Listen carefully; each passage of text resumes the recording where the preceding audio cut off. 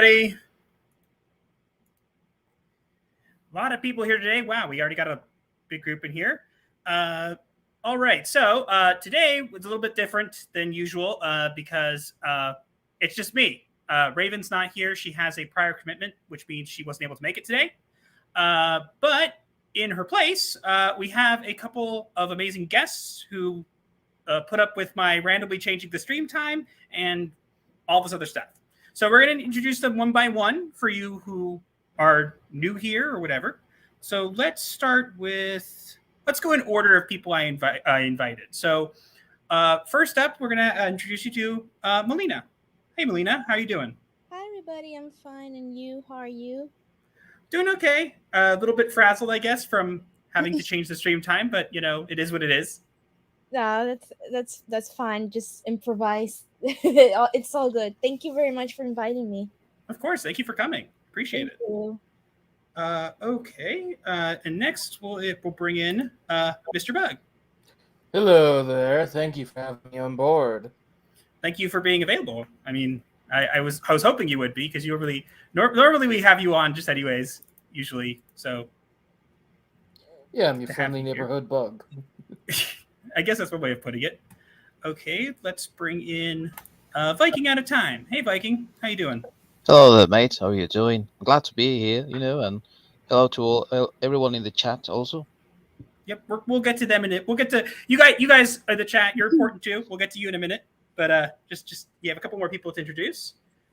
And next we have Shagworth. Hello, everyone. How's everyone doing tonight? I'm super stoked to be here. I was really surprised to get your message and honored to be here.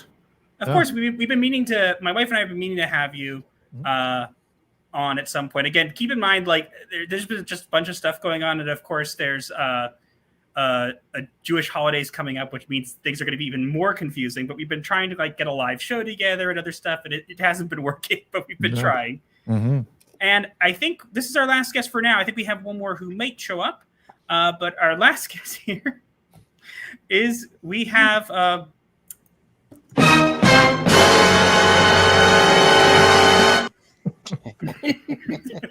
It's me. We have Wilton.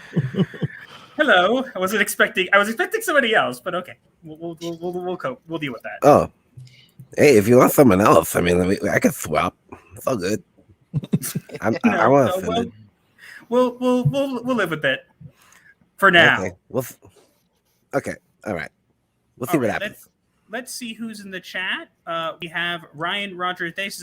Hello, everyone. I hope you all doing a couple of the stream to start. Hope you all enjoy. Well, it has started now, and then there's my bunch of messages saying that it is going to take a while.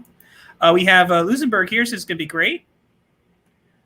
Superman, if he wasn't scared of green rocks, is starting. Woohoo. Yeah, sorry. Took too long to get that done.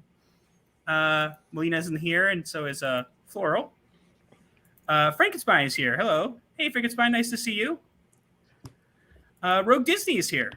Hey, Rogue Disney. Nice of you to come by. I mean, if you want, I can throw you a link if you'd like. I'm sure you're busy, but if you want to come. Space Zombie is here. Says, oh, damn, I showed up just in time. Yep, I literally just got things all together at last second because stuff. Nicholas Bishop is here. Says, I'm not going to watch the Oscars.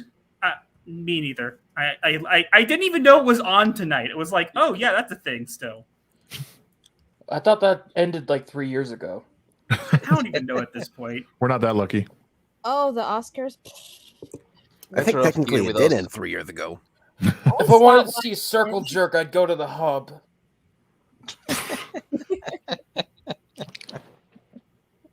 Yeah. It seems like people are reacting to Wilton's entrance. Well, I am a classy kind of guy. Oscars are still a thing. You'd have to remind. Is that Muppet Morbius? Well, he's a vampire. I'm a troll, but Subhuman is here. Subhuman. Shagworth is you're in here already, but still. And yes, I mispronounced that. I apologize. You can tell me the right pronunciation. I don't know why I mispronounced it. we have the Rock Arena is here. I'll be lurking, just writing scripts for Writing Stars videos. Cool. All right. Well, we got caught up with the chat for now. I hope it won't go any faster because last time it was much faster than I was used to. All right. So we got a couple topics here to discuss. Normally, what I'd be doing today with my wife is I'd be putting out probably a couple hours ago, I'd be putting out a video, our psychosynopsis video, which seems to be our most well-liked videos on the channel, which is fine. But we're not doing that today because of the fact that we have she has prior commitments. So she's not here. So we're going to just go over a couple topics. I've taken the best topics that I felt we could discuss, and we might not get to all of them. I know how it is. But yeah, so let's get that started here. All right. Let's see if this works. Ha! It covers Wilton. I think I'm okay with that. Oh man, The troll has been trolled. right? Story of my I mean, life. that's kind of how it works. Never see the Oscars before, but now I care to even less. Yep. Best troll out there. Oscars are like a fish on dry land gasping its last dying breath. I'm surprised it hasn't died already. Oh, we have a guest as well. I was hoping she would make it. We have Hormrata is here. Yo, hey everybody. Oh, Finally, yeah, a woman. I'm feeling less oppressed now. Good. I don't know that I'd qualify necessarily as a woman. I am an eldritch being. I can be a woman. I mean, we have to maintain a proper ratio here. You know how it is. We have, well, to be fair, we have one bug, one therapist, a troll, a Viking, an eldritch being, A Puerto Rican. and Shagworth, what would you go by? He's a beard. I'm the discount Aquaman. Discount Aquaman. That's a good one. That's a good one. Let me tell you that you look Wish I far could roll better beard than like that. Aquaman than Jason Momoa to me, you know, mate. Appreciate it. Hey, does this be Wilton's little internet troll? Awesome. Okay, looks like you have a fan. I work out. All right. I realized I one thing. I might have to do this at some point. I'll let you guys. I'll grab your guys' links later on. Hormrata and Wilton, because I didn't know for sure you guys were coming. So let's just jump in here. We're gonna just again, in the interest of keeping things moving along, we are gonna kind of I'll try to be good about the comments and whatever. Manfa did the coffee shop for Shags. that's Guilty not as charged. that's not bad. That's not bad. But yeah, so to keep in the interest of time, we're going to try to keep things moving. I'm not expecting to get to everything, but there is one topic in particular that I was quite interested in discussing, so I only found out about this morning. We shouldn't have any more guests. I haven't dropped the link to anybody else, so if someone else gets in here, that'd be kind of creepy. You never know. Well, I used to send it to other people, but it is what it is. Anyways, we're going to jump in here. Now, we're going to start with this article on Moon Knight. One thing I want to say straight up here. Now, this is talking an article from Bounding in the Comics. Shout out to them. They're great, source of information. But it says, new Moonlight clip shows female character Layla L. Fayoli, I think, laying down a beating while Oscar Isaac's character stands by and watches, which, yeah, that is what the clip shows. Now, basing the whole show off that, I don't know. Personally, when it comes to me and having had knowledge of Moon Knight before he became like a big thing or whatever, a couple things I want to say, and I'll go to everybody else what they might want to add. One I want to say is that according to the lore, he's Jewish. Exactly. Yeah. So Yeah. I would like to see that portrayed. I mean, I have not Disney Plus. I'm not going to watch. I don't have any interest. But it would be interesting to see that. I guess it'd be a new element. One thing I have heard is that one of the best kind of interesting qualities of Moon Knight is that he has the ability to kind of be many different like people. He's like has multiple personality or DID, I guess you call it. Yeah, also possible schizophrenia. Yeah, that's true. That's true. Yeah, but what it I was- like the most, sorry, go ahead. Yeah, it originally started off as like the personalities were just covers he would have, and then Right. later on in the comics they morphed them into like separate Yeah, entities. You have Mhm. you have Mark Spector, Stephen Grant, Jake Lockley, you know, like the big trio there. There we go. Yeah, and look, I read some of the comics, but personally for me, Moon Knight will always be, the main personality, which is Mark Spector. But I've heard what they're doing for this show is they're kind of swapping out the timid personality with Mark Spector. So like he's going to be like a timid, like, oh my gosh, please save me. And I get why they would do that, but at the same time, I'm kind of not that interested in that. I don't know. Isn't Mark Spector the mercenary like soldier? What is timid about that? Like I mean, I recently went back and read him, and he's not timid. But the thing is that they are not going to start. I mean, for what I understood from the first trailer, was that it was not going to start with Mark Spector, because Isaac was going to be Stephen Grant and living in England. So then he would be like, wait, do I have another personality or do I have another life? Because like something from the past, let's say from Spectre's past, would come haunt him into his life in England. So he's going to start off as Stephen Grant, not as Mark Spector. And I think this little clip that is being mentioned here in the article comes from that moment in which he's trying to figure out what's happening and why he has like this past life unbeknownst to him or something like that. And then there's this woman helping him or sort of saving him stuff, Yeah, that makes sense. Yeah.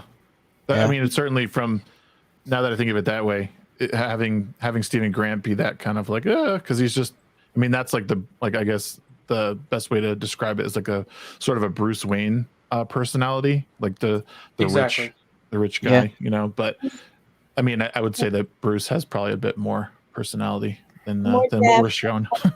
I think more a little. I mean, yeah, he does the little, Bruce Wayne thing, defending the innocent.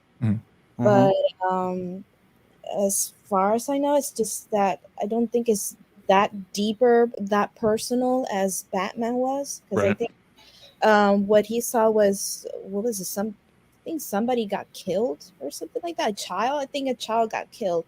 I don't know, something like somebody got killed. I think a friend, or and because of that, he had a sense of wanting to protect the innocent. Versus Bruce Wayne, which was more personal. His parents were murdered. Yeah. Oh, you're saying Moon Knight? Yeah, I think it was his father that was killed, and I think that split his personality when he was younger. That's what I think. That was like sort of the inciting incident to his character. I think it was his father, or his father was involved very closely with it. I'd have to. Yeah, I think that actually is, again, I haven't read one of the comics in quite a while, but I think that's what I remember, and it actually would make sense considering the fact that it's literally supposed to be kind of you gain, unlike people on TikTok would make you believe, you don't just decide you have a diagnosis, whatever. It's something that happens as a result of a trauma or something you're experiencing. So the trauma of losing a father in a traumatic way can definitely be something that would split. Oh yeah, and there was another traumatic experience. Now I don't know what they came up with for the like what started the personality like breakage, but I know that when he becomes like Moon Knight more or less, it's like he was being a mercenary in Egypt, and his commanding officer betrayed him, basically kicked him down a hole into this tomb, and he was left there to die in the cold Egyptian night. And that's when he starts seeing, the moon god Khonshu. And that was kind of like the big mystery thing for a long time. It was like whether or not Mark actually saw an Egyptian god or if he just like lost his mind at that point. I know in recent comics, they went and confirmed that he actually had the god in his brain, but Mhm. that was the appeal. It was like, can we trust you? 'Cause you're like an unreliable narrator, Yeah, I liked that element of it, and it was. I thought I didn't. I mean, I'm not against it, but I didn't particularly like when they changed that. But I mean, as far as I'm like looking at this and seeing this, like, look, we're all familiar with the classic, the bait and switch, and there are people out there who are saying, hey, this is just going to be another bait and switch, and I mean, it could very well be the case. What are the odds that it's going to be? I mean, it's Disney Marvel, so Yeah. That's So Just remember that the last show that they had on Disney Plus was called Hawkeye, and it was all about the girl Kate Bishop. So there you go. I didn't even watch it. I didn't even watch it. Lost interest. Neither did I. No. Yeah. Honestly, I felt that one was probably the best out of the bunch, if you ask me.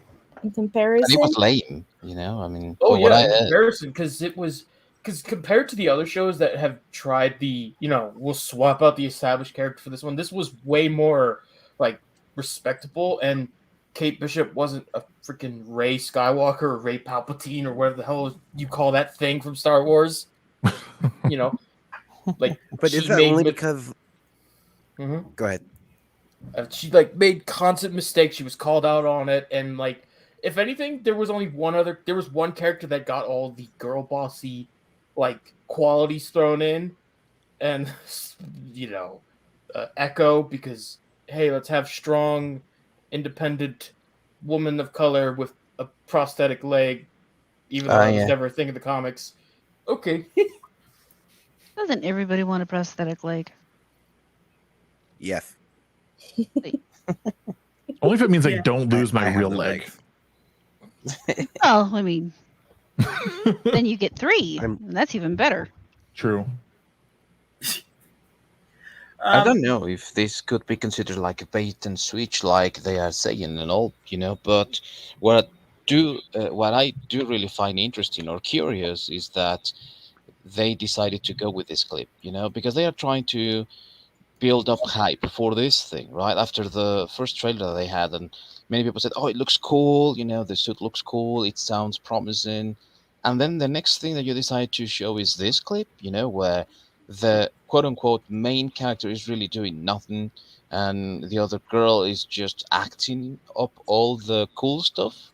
I don't really reckon that that's the way in which you should promote this sort of thing, but maybe that's just me.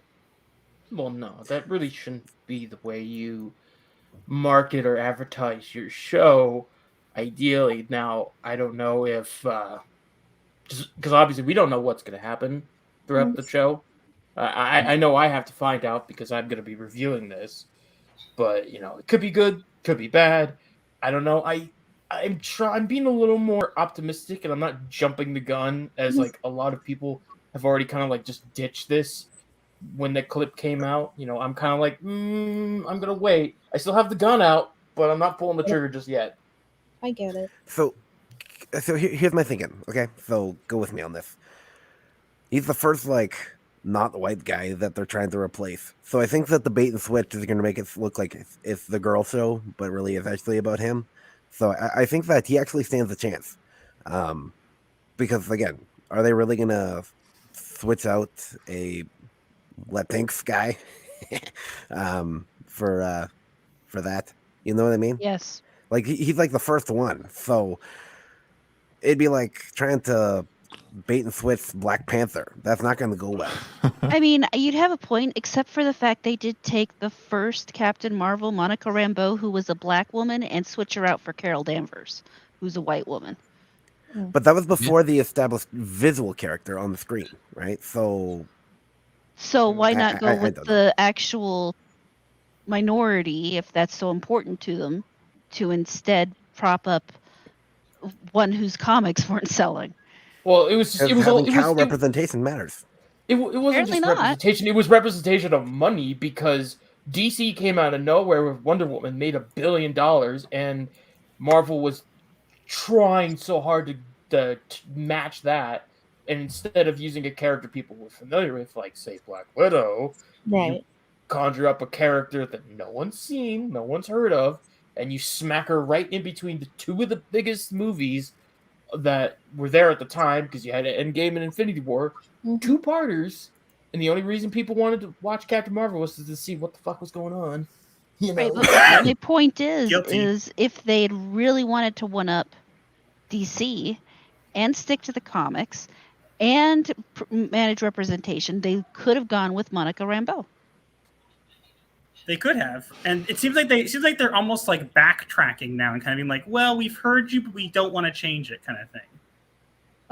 That's the thing. I don't think they heard us. I think they're just trying to do whatever makes them the most money.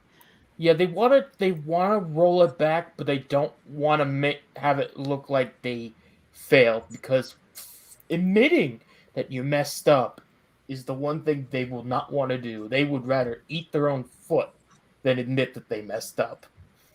So here's the thing, though. They actually are doing this to Captain Marvel, right? Because, again, it changed from being Captain Marvel 2 to the Marvels. And you know that the whole Miss Marvel, though, is going to be about her usurping the role of Captain Marvel. It's just that none of us care about Miss Marvel because no one cares about Captain Marvel. So that's the problem. Yeah, the big thing is Kamala Khan, she was literally just created to validate Carol, to like show... Like, oh, she's so popular. She's like, I'm a big fangirl. Yay, yay, yay. That's all she is. You know, she can't usurp anything. She's just there to kiss Carol's ass, and it ain't gonna go well. No, but that's the thing, though. Like, that's like none of us care. But like when you see like how they've swapped out our future Iron Man, they've swapped out Captain America, they've swapped everyone else out, Hawkeye, Loki, all the people that we care about. They all had actual like roles, and people actually cared about them. No one cares about Miss Marvel. That's why this doesn't really matter with her. But that's why I think that this guy, because again, he's different, just to kind of bring it full circle. He's not the same situation. He's a unique character. He's not white. And so I think that the bait and switch is going to be, he actually will matter at the end. Or at least one of his gay personalities will. Don't give them ideas. God, no, please. You know they got that. You know they went there. We all know they it's got totally that. there. It'll be like in Loki, where it'll be like one line that you could easily edit out or misinterpret. You know, like it's like, oh, maybe you're into princesses or princes. You know, it's like, maybe, even though they'll be like, hey, we confirmed Loki's bisexual. It's like, did you just had one line that I could edit out in the Chinese cut. Like, I'm just saying. All the personalities are going to hide behind the gay one. Hide behind the gay. No, because that way they're immune from criticism. It's like a virtue shield. Right. Well, what is happening right now? The brown gay guy? Shield. It's like the badges that the people wear on Twitter, that you see them wearing the badges, like saying like the depression, actually autistic, all those badges that they wear on Twitter. It's like a shield, so that if he can have every one of them. It's like the Infinity Stones. I think that what is going to happen right now, because we saw it in the clip that is being reported here, is that at least all the other personalities are behind Stephen Grant, who is in this case, something of a wimp in what we saw here in the clip. So that's another thing that they also try to do, right? Every single male in the current MCU is an idiotic asshole, they don't know how to react. I mean, you see Loki getting punched in his private parts continuously by Sif, so it's like the male presence is just pathetic. You saw that with Vision as well in WandaVision. So they are going with the same narrative here with one of the personalities that Moon Knight has, Which is interesting because the character of Moon Knight is like one of the more brutal like anti-heroes.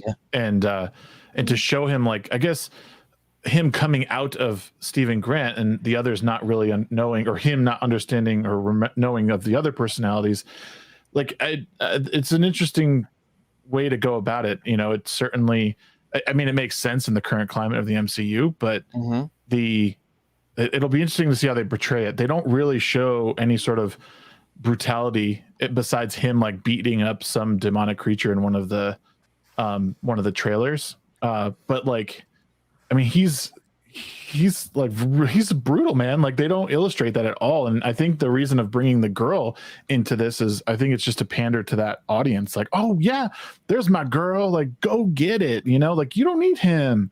You know, that's like kind of, it seems to be what is happening. And again, it's unfortunate because this show could be great. This is a character who's definitely a D-lister as far as like Marvel heroes go, but I think the potential is there, but I know that Marvel's just going to flush it all down the toilet.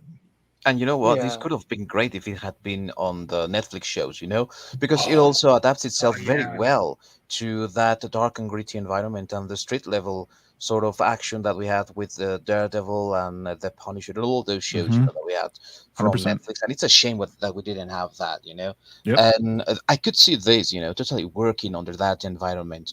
And as you said, being more brutal, having more of these, you know, action that we saw that was even gorish at some point, you know. I mean, who can't forget the Kingpin ripping a guy's head off, you know, with the door, with the car's door, you know. So then you could have that with Moon Knight, but I don't reckon they're going to go that way because this is going to go to Disney Plus, you know.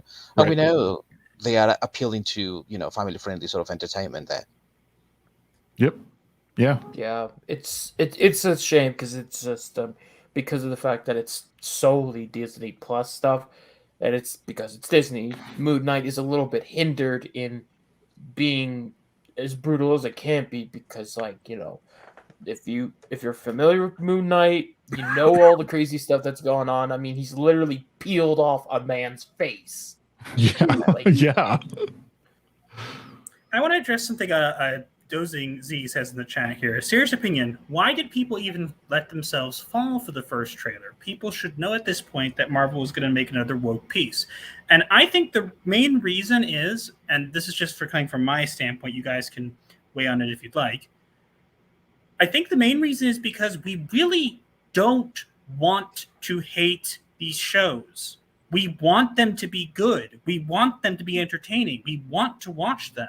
So when we see something good, we want to go, wow, look, they're listening. Now, based on experience, are they going to do that? Probably not. But when we see it, we want to come in with a positive attitude. We want to say, hey, maybe this time they're going to get it right. And they don't. But I think that's at least where I'm coming from, is that when I didn't fall for it, to be honest. But I think that some people want it to be good and see this character. And you're right, this character could be like a really, really good way. I think what they should have done is they shouldn't have given him his own series yet. I think they should have given Daredevil a continuation and then brought Moon Knight in that show and then made the series of Moon Knight. But you know, it is what it is. But at this point, I think that just that's the main reason is people really, really want to like these shows. They don't want to be mean or upset about them. Now, there are some shows right off the bat that, like Ms. Marvel, which was never my thing, and doesn't matter how much they change her, she's never going to be my thing, having read the comics and did not liking them. But I think that's what the main thing is that these people is that we really, really want is to be good. We don't want to come at it from a negative standpoint. I'd rather not, you know? Yeah. And there are many people also that continue, you know, being hooked up to the MCU one way or another, you know. Many people, I mean, myself included as well, just tapped out after Endgame, and we said, that's it, you know. For me, that's over. It's there is nothing else. Yeah, I felt like Listen, I've been a Marvel fan, mostly Marvel fan, since I was about 4 or 5 years old, and I have to thank my parents for that. I always do, because my favorite was Spider-Man, and when first Iron Man came out, I mean, for me, that's how kind of like it all went, you know, started pretty much the MCU. It was good. I mean, it was not perfect, but yeah, it was enjoyable. And for me, it ended, Endgame kind of pretty much ended for me. After that, I just lost complete interest. First, like Black Widow, they should have done that before, not after Endgame. So I kind of lost interest in all these movies and series that is coming out right now that is MCU. I feel horrible, but I've just lost interest in them. I really did. I don't know. I don't find him so appealing anymore. It's not fun for me anymore. And it's gone to the point that the fanatics are not helping either, because when you go on Twitter, all you see are these stands. Like when Hawkeye came out, you see the stands, and it's all about Yas Queen, Yas Slay, and all that stuff, and it kind of beats the purpose of the movie, which is to stay as true as a comic and to please us, the fans of Marvel and the comics. So it's gotten more to please the stans than actual fans of Marvel. That's how I see it. Yeah, this is big, and there's a big difference between the stands and the fans. Yes. The stands don't pay for shit. The fans actually buy stuff. I actually have a Moon Knight action figure. I've collected all kinds of stuff of these characters and whatnot. I paid for the stuff. I love the stuff. Now granted, I go on a boat with Jack Sparrow to watch some of the shows that I review because he's a nice guy. Thank you, Jack. But and the thing with this, with what Dozing was saying, is like, why do people let themselves fall for it? It's like, because people are tired of always having to be cynical and just filled with negativity. I felt that too, and the trailer, to me, I didn't necessarily fall for it. I was intrigued by it because it was doing something a little bit different. Now, I could be completely wrong. It could be like the first episode pulls a Loki, just slaps me upside the head, and goes, "You were a dumbass for falling for the trick," But or it could be good. I don't know. But it's just you have to. It's better to just at least have some small sliver of optimism. I'm not saying you need to be like, "Oh, I'll give it a chance." It's just go. You know what? I'm not going to make a comment just yet. I need to see more. And for me, I have not seen enough to make any official hard stance on it yet. Because obviously I need to watch the first episode at least to give me a better idea of what's going on. Yeah, for me, I think I kind of agree with most of you. I want these to be good because there's a lot of characters that I grew up with, and then I still enjoy, and I just hold out hope that we might get something like the Punisher or Daredevil again. And even though this is coming out on Disney Plus, it's I don't know. He was a cool hero, and we saw someone in the chat say, this is Marvel's essentially Batman, and the trailer doesn't give me hope, but I'll still hold out because there's so many ways you could do something with Mark Spector and Moon Knight. With the multiple personalities and everything, it's such a cool thing that they could work with. It's just, you keep in the back of your mind, everything, in this abusive relationship that we've been in for so long now. And I don't know, at this point, I kind of know what is for me and what is not. Miss Marvel, it's not for me. It's for young fans who, it seems like they're going for maybe a Young Avengers angle or something. But I don't know. It's just something in me. It's the kid in me that wants these to be good again. Yeah. And I do hold a little hope for Moon Knight. If anyone can turn it around, I think it can be him. Just time will tell. That's all. Yep. That's all it ever can be. We just have to wait. Yeah. In the interest of keeping things moving along, we're going to just go down quickly, and everybody can give their kind of final thoughts on this, and then we'll move on to the next topic. That way we don't end up taking too long, because we could stand on one topic for an entire couple hours. So, oh yeah. So my final thoughts on this is, as I said, if it's not Mark Spector, it's not Moon Knight for me. That's just my opinion. I understand why they're changing it. I understand why they're making the changes. I don't have hope for this. I'm curious more than anything. I would think they're more are they going to go that way, or are they going to go the other way? But I don't have Disney Plus. I don't have any plans to get it. It's just not my thing anymore. As Melina mentioned, after Endgame, it was pretty much over for me. And it was kind of like, I don't really care anymore. Like, it doesn't matter what they make. It can make great stuff. And it's just kind of like, not really my thing. You know, Iron Man was my favorite, you know, so that's just my final thoughts is that it kind of ended for me. I'm not that interested. And so I'm curious to see what they do. I think that'll be interesting to see what they do. But other than that, not really that interested. So I'll give it to we'll go to Melina for next. Well, I'm the same position as you are. I am curious. I'm more curious and like I haven't seen Hawkeye, so I think I prefer to see this one in Hawkeye, honestly. I want this to be good. I am scared to get disappointed because I think I got pretty disappointed with Loki, and I had high expectations on that. I mean, people liked it, that's fine, but like you said, if it's not Mark Spector, I don't know. Changes is understandable. You can't go 100% with all books and all comics, right? We all know that, but it's freaking Mark Spector. Jewish. So if I see that a huge change for me that is just kind of takes away of what the story is, which is again Mark Spector, then I'll just change it. I do have Disney Plus, but I barely use it. Yep, that's it. All right, Mr. Bug, you're next.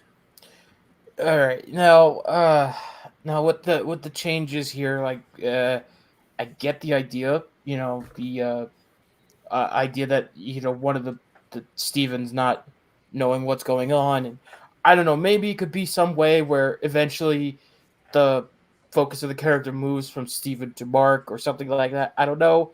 It's definitely an odd change. I understand where they could go with it. You know, they keep some mystery aspect to it. Could be bad, could be good. I don't know. Like, I know with Loki was like, that was probably one of the only Marvel shows that hit me hard at the first episode, where other shows, there was at least a delay, where there was at least a good couple things before it started getting weird. Here, I don't know.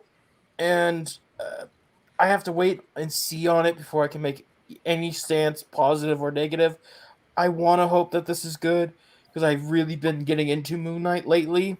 And I just hope, I just want to hope, you know, and that's just my take. I'm with you. All right, Viking, you're next.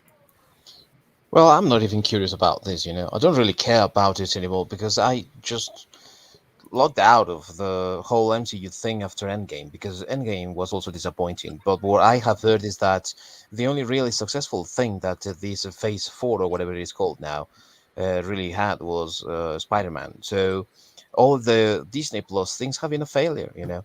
The maybe what we could say is a silver lining or something is that the Beatles documentary, I think, had a lot of bad words or something like that, and it had a disclaimer or something.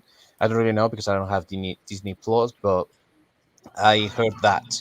So that might be, you know, a little bit of hope that this might be, you know, a little bit dark and gritty in the same vein as Daredevil. Somebody there in the comments there in the chat said that they didn't edit or censor any of the Netflix shows now that they are on Disney Plus, at least in Canada, I think. So that might be, you know, the little bit of hope that we can have. But if I'm honest with you, I think that Disney doesn't really understand comic books. They think that they are for children. And because of that, you can expect lots of idiotic humor, you know, like Ragnarok stuff. And I don't really reckon that goes that well with every single comic book character. In the case of Moon Knight, I think that a more serious tone, as I said, a tone more similar to that we had in the Daredevil show and all those Netflix shows would be more appealing to it. But I mean, if it's okay, I'll just eat my words, you know. But I don't really hold out so much hope. All right, Shagsworth, you're next. Well, I said I hold out hope, but you know, my general feeling is probably, you know, I don't know I don't know if like it's unfortunate, but I can't. I'm not gonna sugarcoat it. Even like I said, I can hope for a darker tone, but even some of these screenshots, especially the one that's up there now, like it's just too bright. It's not dark enough. Like Moon Knight is dark. It's like it's Daredevil, it's Daredevil dark, and this is like everything's brightly lit and there's hope and there's none of that in his comics, it's so I mean like I said before, that time will tell. I'm going to be hopeful, and I have Disney Plus because my kids love all the Disney movies. But I'll be covering this show, my own stuff, so I will be watching it and kind of seeing where it goes. Like I said, not a lot of hope, but I will. There's a little thread that I'm just going to like tug on. That's it. I hear you. All right, Wilton, you're next. You're muted. What? Sorry about that. Had the rage. Okay. So there's different kind of fires, right? You guys know about fires, like hobo fires. You got like your little barrel fire. You got dumpster fires, because that's just when things go terribly wrong. I think this is going to be somewhere in between. It's like they got like just a garbage heap and lit it on fire, but it's still somewhat contained, but it'll still be recognizable as to what it was. I think that Seth Trollins, he was in the chat earlier. He said, "Let them fail." Well, I think that's kind of where it's at. We just got to let them fail, let them burn, because they're not going to learn, and they don't care. I don't think. I think they're just like too big to care. They think they're invincible to some degree. So I think ultimately this is going to suck. But at the same time, it'll probably be like a 5 out of 10. But yeah. I kind of agree with you there. And Horror Marty, your last here? Well, I kind of feel like I'm probably the doomiest and gloomiest of everybody, because as far as I'm concerned, the actions of Disney as a company, everything altogether just tells me why even bother. They don't care. They don't care. They don't like us. They have no interest in us. All we're doing is giving them more money to screw our shit up. So, I mean, that's basically where I am. No, I can't argue with you there. I somewhat feel the same. If anything, I cover, as I say in their videos, I usually cover this stuff more out of kind of chronicling its demise or kind of mild curiosity.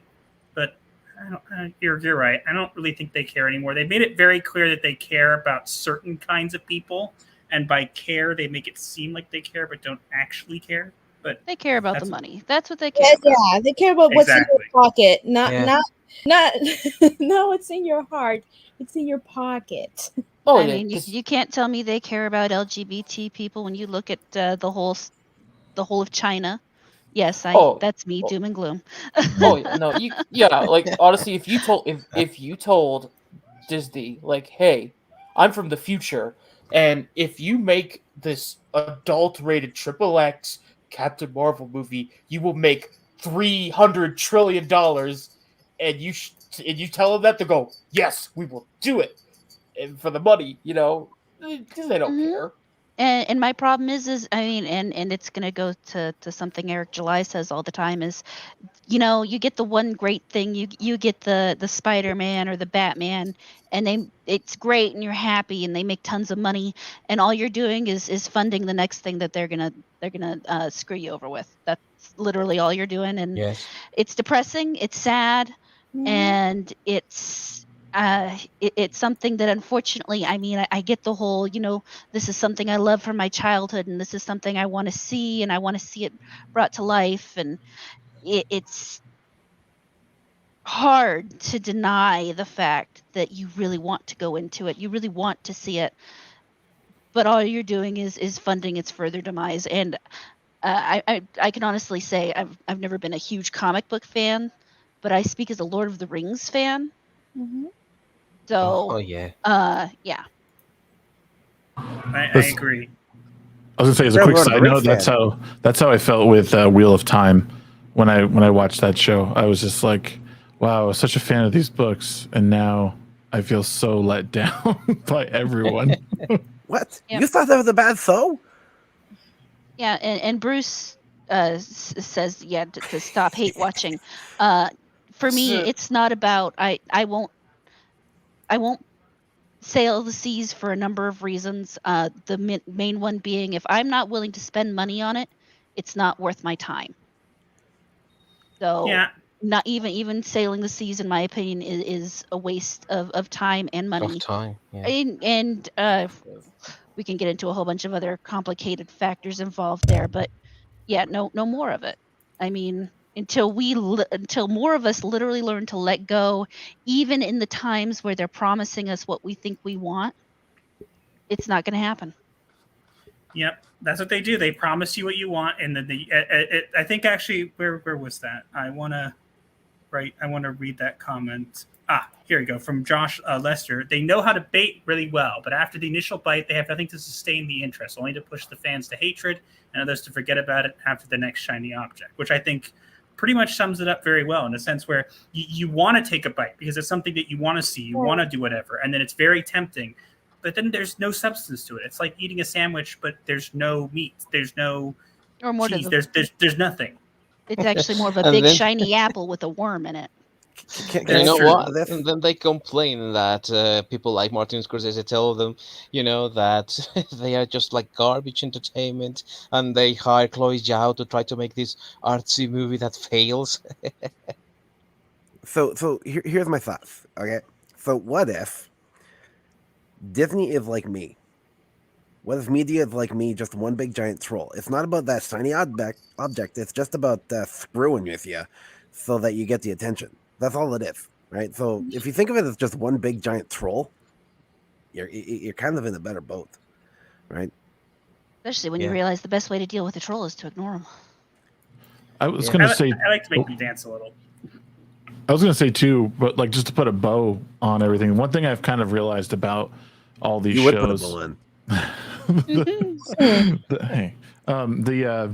What I've noticed is that these shows, I mean, when you really look at it, they're not for us. They're not for any of us who've ever paid attention to comics, who've read them to any length. They're for fair weather fans. They're for people who are not, and stands. They're just normies. Yeah, they're not for us, and it's unfortunate because I think like phase 1, 2, and 3 did their very best to appeal to the actual fans, but towards the end there, with Captain Marvel and Endgame, and then now phase 4, they've just left us behind, and it's unfortunate because I think they'd have a lot more going for them had they had us in mind. Right. It's just like, just in case, because a lot of people get confused on what stans are versus fans. Stans is just put it this way, they're very toxic. It's the fanatic, extreme fanatical, just like hype. Have you seen the K-pop fans, or not fans, stans? And you see them a lot on Twitter. You see them with their little what do you call it? Avatar, the profile picture with Scarlet Witch, or you see Peter Parker, and they're not really fans. It's just they're there for clouds and likes, and more like activists. So like you said, it's a bait for us. We take a little nip, and it's like, oh, okay, so they bring us in, but then it's not what we were expecting. And it's sad because we, at least for me, I listen, I get excited all the time for movies. I majored in films. I majored in this, and I love it, everything that has to do with it. And I love comics, and I love being who I am, but and I was that person who would always go to the movies whenever an MCU film were released, but no Thor movie. But at this point, it's just gone so dry. I just feel nothing, and it's so sad because I want to get excited again. And maybe with maybe with this one it'll be different. Hopefully it will be different. But I'm just kind of worried that I'll take the bait again and I'll be disappointed. No, I hear you. I hear you. But with that, we're going to move on because we do want to keep things kind of moving along. And there is 2 more topics at least that I'd like to cover because I'm curious what you guys think of one of them in particular. Yeah. But let's go for this one first. We're going to talk about Halo. No. Oh no. God. Worried. I am so worried about that because I am not an okay, not to start console wars, excuse me. I am a Sony girl, but Xbox was the only console I played exclusively to play Gears of War and Halo. So I have not seen the series at all. I am a huge Master Chief fan. I have the poster, I have the t-shirts. I love him to bits. So I've been told that it's not connected at all with the game, that it's completely separate, its own canon. I mean, that's all I know. I haven't seen the series, but so I want to bring up something because someone actually Dozig Zeke give really good timing here. Master caught the Halo showrunner trying to backpedal. It was coming first episode of the show. We all know the rest of the season is going to turn out like Star Trek Picard. So if you guys don't know, there's actually been a new development in this. I'm not going to bring it up because I didn't actually have it prepared. But there's actually been this morning, I realized that I saw that apparently the showrunner of the Halo show came out and basically called out Variety for misquoting them and basically said that they first started with the games and then they decided to go to to fully flesh out the lore and make a show that the Halo people would want or whatever. And I'm thinking okay, so either 2 of things. One is either you're backpedaling, or 2, retconning. You literally did look at the lore in the game and everything, and you still got it wrong, which is even worse. Well, 260 drafts. Let's remind everybody. 260 script drafts. 265. And this was the one they landed on. What? They wrote 264 written by monkeys. No, yes, monkey man, would make people that only more say yes to competent. the stuff, because they want the opportunity. They want the chance to work for a big company, for a big studio, to have their big break, because they think that they're going to make, big bank out of it. And the only thing that they do is that they just, say yes, whatever you say, yes, whatever you want, yes, whatever you are pleased with, and they don't stand their ground, So then they just throw in whatever they are asked to throw, and that's why, you come up with these half-baked stories and shows. And this is just Masters of the Universe Revelation all over again. This is Star Trek all over again under Alex Kurtzman, and now the Rings of Power as well. Oh yeah, it's something that Jeremy from Geeks and Gamers says a lot. It's they want the sex appeal of the show. It's they want the numbers and the fans and the attention of Halo, but they want don't the name. They because want that's the what name is going to give them money. Yeah, they want the name because, God forbid, they try to be original or creative, and I'm just I want to make a disclaimer for me. I have not watched the show. I have not asked Jack Sparrow to take me on his boat to see it. I completely will not. Asked him. Oh, he's very nice, Amy. But look, he didn't pick me up though. Oh, that's too bad. But yeah, I saw a couple of clips. The trailers didn't sell me. I was given red flags. I was hearing all sorts of comments. The 265 drafts, the silver timeline or whatever. It's the fact that they were already saying, "Oh, this does not take place in the canon of the games," which was a weird thing to say. And I was right to not jump in on it because as soon as I started seeing photos and clips of terrible CGI props, Master Chief taking off his helmet in the first episode with no fanfare build up. Yeah. Even Disney knew when to hold the load. They didn't just newt at the first sign with Mandalorian. You had to go through a season finale to get that. Yeah, I think that's actually. I'll give them credit. That's actually something they did well. At least for the Mandalorian, at least in that part. But Evidently, I'm not gonna lie, Amazon though. didn't take any pages from their book. I'm actually still really disappointed that we know what Pedro looks like. Like, I'm still really sad by that, actually. I agree. I agree. I agree. Yeah. Like, I think that it's actually regrettable. Like, they actually did more harm than good by throwing off his face, because you just Vanity ruined was the an character. issue there. Well, that's just the pride of narcissism of certain actors. Like it's with Pedro And and it's with this, narcissism. yeah, it's with Pedro and it's with this new guy. I think his name is Pablo or something. I forget what his name is, but they Not want their Master faces Chief. out and I think about. Pablo They Schreier, don't. I think. Yeah, they want their faces out and about. They want their recognition and all that. But it's like no, I don't want a guy like you. I want a guy like Carl Urban who did Dredd and he didn't take off that damn helmet. He knew Yeah. the role. He killed the role. Damn shame I didn't get a sequel.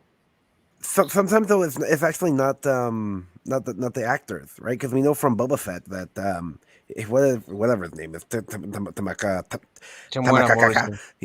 Yeah, that guy. He didn't actually want to talk. He wanted to have the helmet on more, right? But it was Favreau that was like, "Screw you, you're talking." So, I But don't you know what? It- I think that came from Kennedy, like, because, even though they said, no, Kennedy doesn't have anything to do with Favreau and Filoni and all that, she still goes and visits, she still goes to sets and all. And I can guarantee you that came from higher up, like, hey, you gotta do that, because Favreau is not the sort of guy that would push you into doing things, I mean, if you listen to people working with him, he's a really cool director and he listens to the actor's suggestions. And in this case, what Temuera said, it sounds like it was an imposition, so it sounds like Kennedy. So I took a 45-minute cruise with Jack on this, and if I could get food poisoning from a TV show, probably would have gotten it from this. It was just like someone said, The like, trailers Wait, gave me food wait. poisoning. Did it make you want to do this? The dark will cleanse me. yeah. Like, it was just like the first 20 minutes were hype, man. But even like there's even some parts in the beginning where I was just like, oh my god. Like the girl, who I guess is the main character, because Master Chief the girl who's the key to everything, that Yeah, trope. Quan. The cheerleaders save the world. She Heroes like, reference. it's just one of those things where she's just like, it's the only reason she's like good is like it's the plot armor, right? It's like, well, the plot needs her to survive, so she will, even though all of her friends get totally vaporized. And I will give it to the show that it's gruesome where it needs to be. Like, it's pretty, there's a couple pretty gruesome parts of like dismemberment, and even like with the Covenant, like it was pretty wild to see that was actually a thing. Like, I was expecting to like have very little blood, and they didn't really hold back on that. And also, I'll give it that. And the soundtrack is pretty solid. Like, they do kind of hold on to the. Like, when you say blood, like, you mean like alien blood, but not human blood? No, Or there was do you mean human both? blood, and Okay. like, so there's lots of human blood. And actually, and one of my criticisms is no one gave her a goddamn towel. She walked around for 40 minutes with a I've bloody heard that face. a lot too. Always bring your towel. Sorry, the checkers. I had to. But yeah, it's like things happen because they need it to happen, and that's really annoying. Again, it's just lazy storytelling. But yeah, after the first, like, after the Spartans come in and basically, just take everyone out, it just went downhill from there. It wasn't fun. Keyes, I didn't even recognize Keyes because it wasn't him. But like everyone said, it's not canon. They're just kind of making their own story and slapping Halo on it with Master Chief. So, And Master Chief is not in this series at all. Master Chief, like, he's not the protagonist in this yeah, he's series. a villain. They made him villains. What? Yeah. No. Yeah, the whole town, the whole outpost is like, they hate the USNC. Yeah, they hate them. And then they drop in, and like the guy is like going to attack him, and then Master Chief jumps over him, kills the Covenant, and then they do the nod, and then they start battling with each. It's just very odd choice. Very odd. Oh yeah. So what you're saying is the settlement is a bunch of racists, because I see that the UNCSC is like all black and like girls. But, and one other good thing about the show. Sorry, the title card is pretty cool. It was very Westworldy. Okay. It's really sad when we're looking for positive things to say and you pull out the title card. Right. And you're not even referencing its own material. You're not even being like, hey, this actually looks like Halo. The title card reminded me of Halo. No, it reminded me of an entirely different show. Yeah. I've got a question about this because I really don't have any interest in this show, but does anyone know if they hold the rights to everything? Like they made a deal with Microsoft or something? Because many of these changes that we have seen in other franchises come from the 25% different rule, you know? In order not to get sued for whatever reason, they have to change 25% of the whole thing so that they can freely do it without any lawsuits involved or anything. That's what happened with Star Trek, you know, under Alex Kurtzman, because they are not owners to the original Star Trek from the 1960s. And same situation with the Netflix He-Man show, Masters of the Universe Revelation, because Universal holds rights to the Filmation show, so they couldn't really make a direct sequel to that show, you know. So that sort of thing sometimes affects this sort of projects, and I'm not defending them, of course not, but that also has an influence on the final outcome. True. I don't know if they do or not. I would say that that's what they're under as well. I mean, given what we have, like, I didn't read any of the books. I played all the games, but like, it would seem that that's what they're doing. They're keeping the main things that everyone knows there, and then they're swapping what they can just to fulfill that 25%. It's window dressing. Yeah, exactly. Yep. Like I don't like.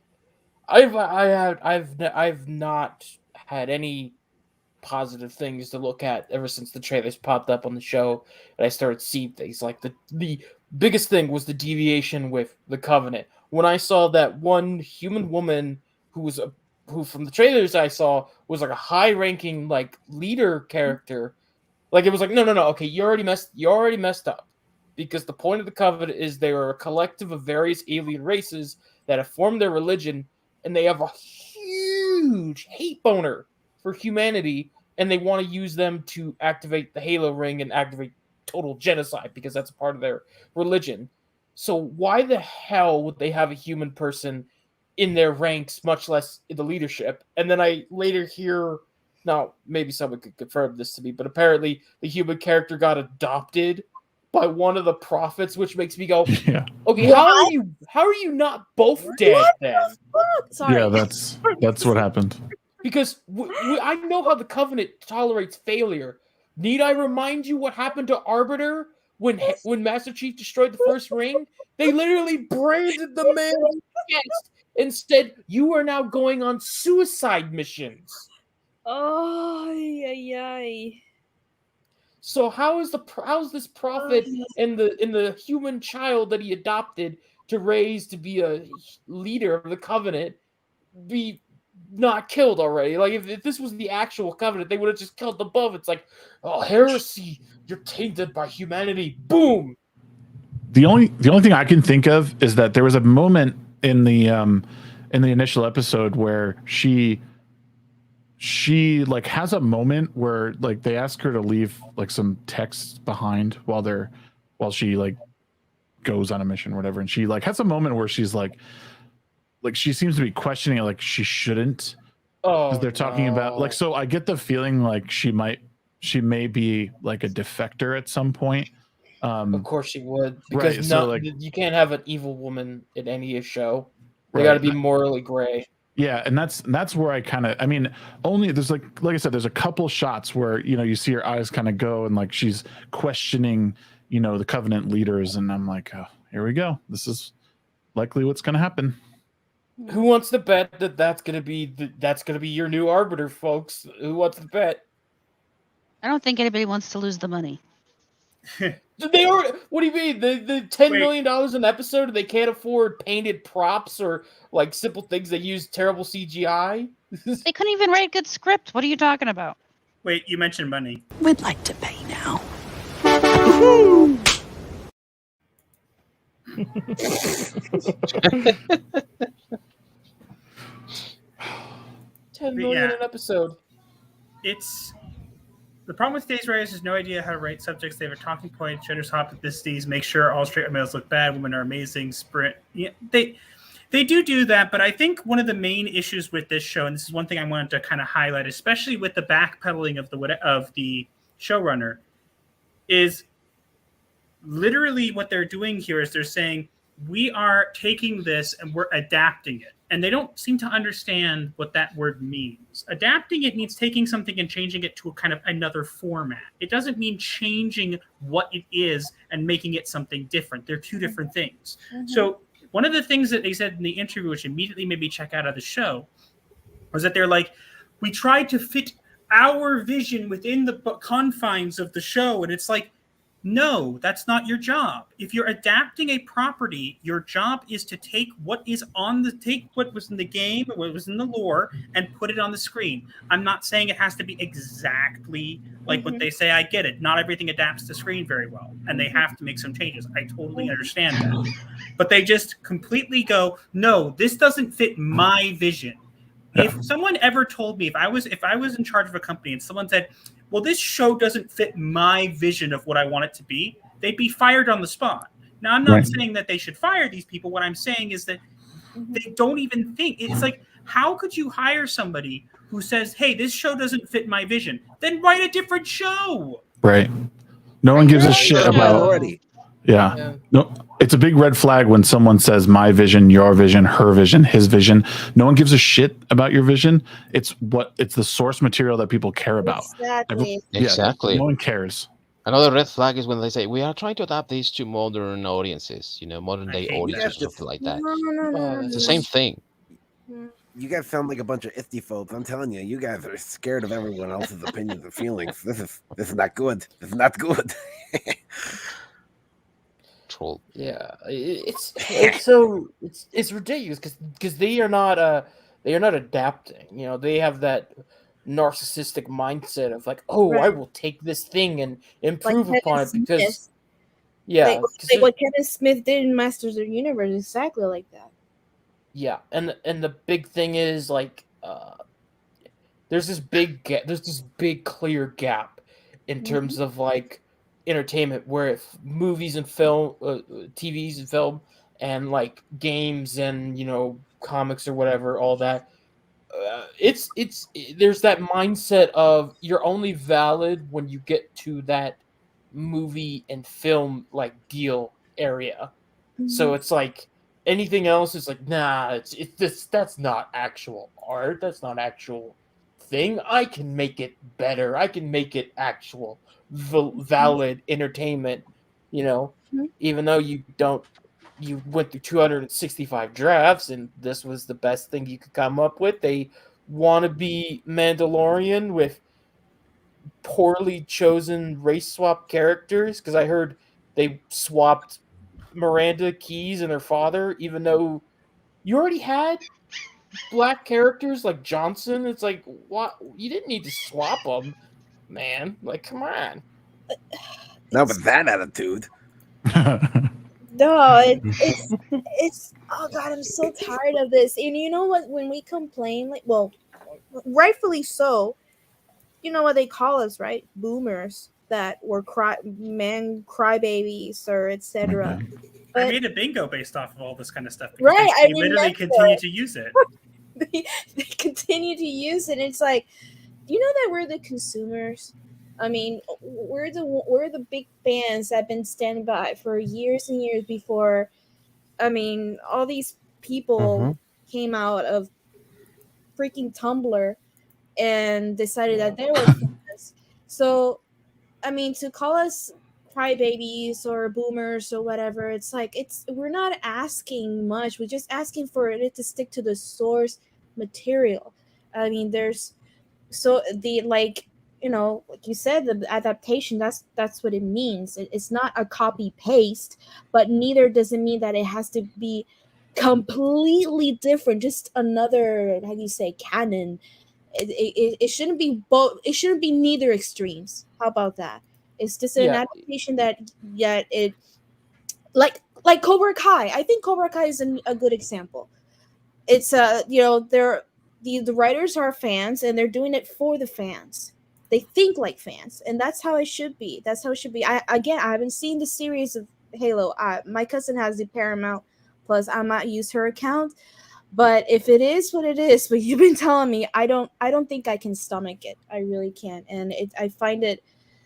I don't want to sound like dramatic, but I find it a little disrespectful because Master Chief was like the mascot of Xbox, equivalent of Crash Bandicoot with Sony.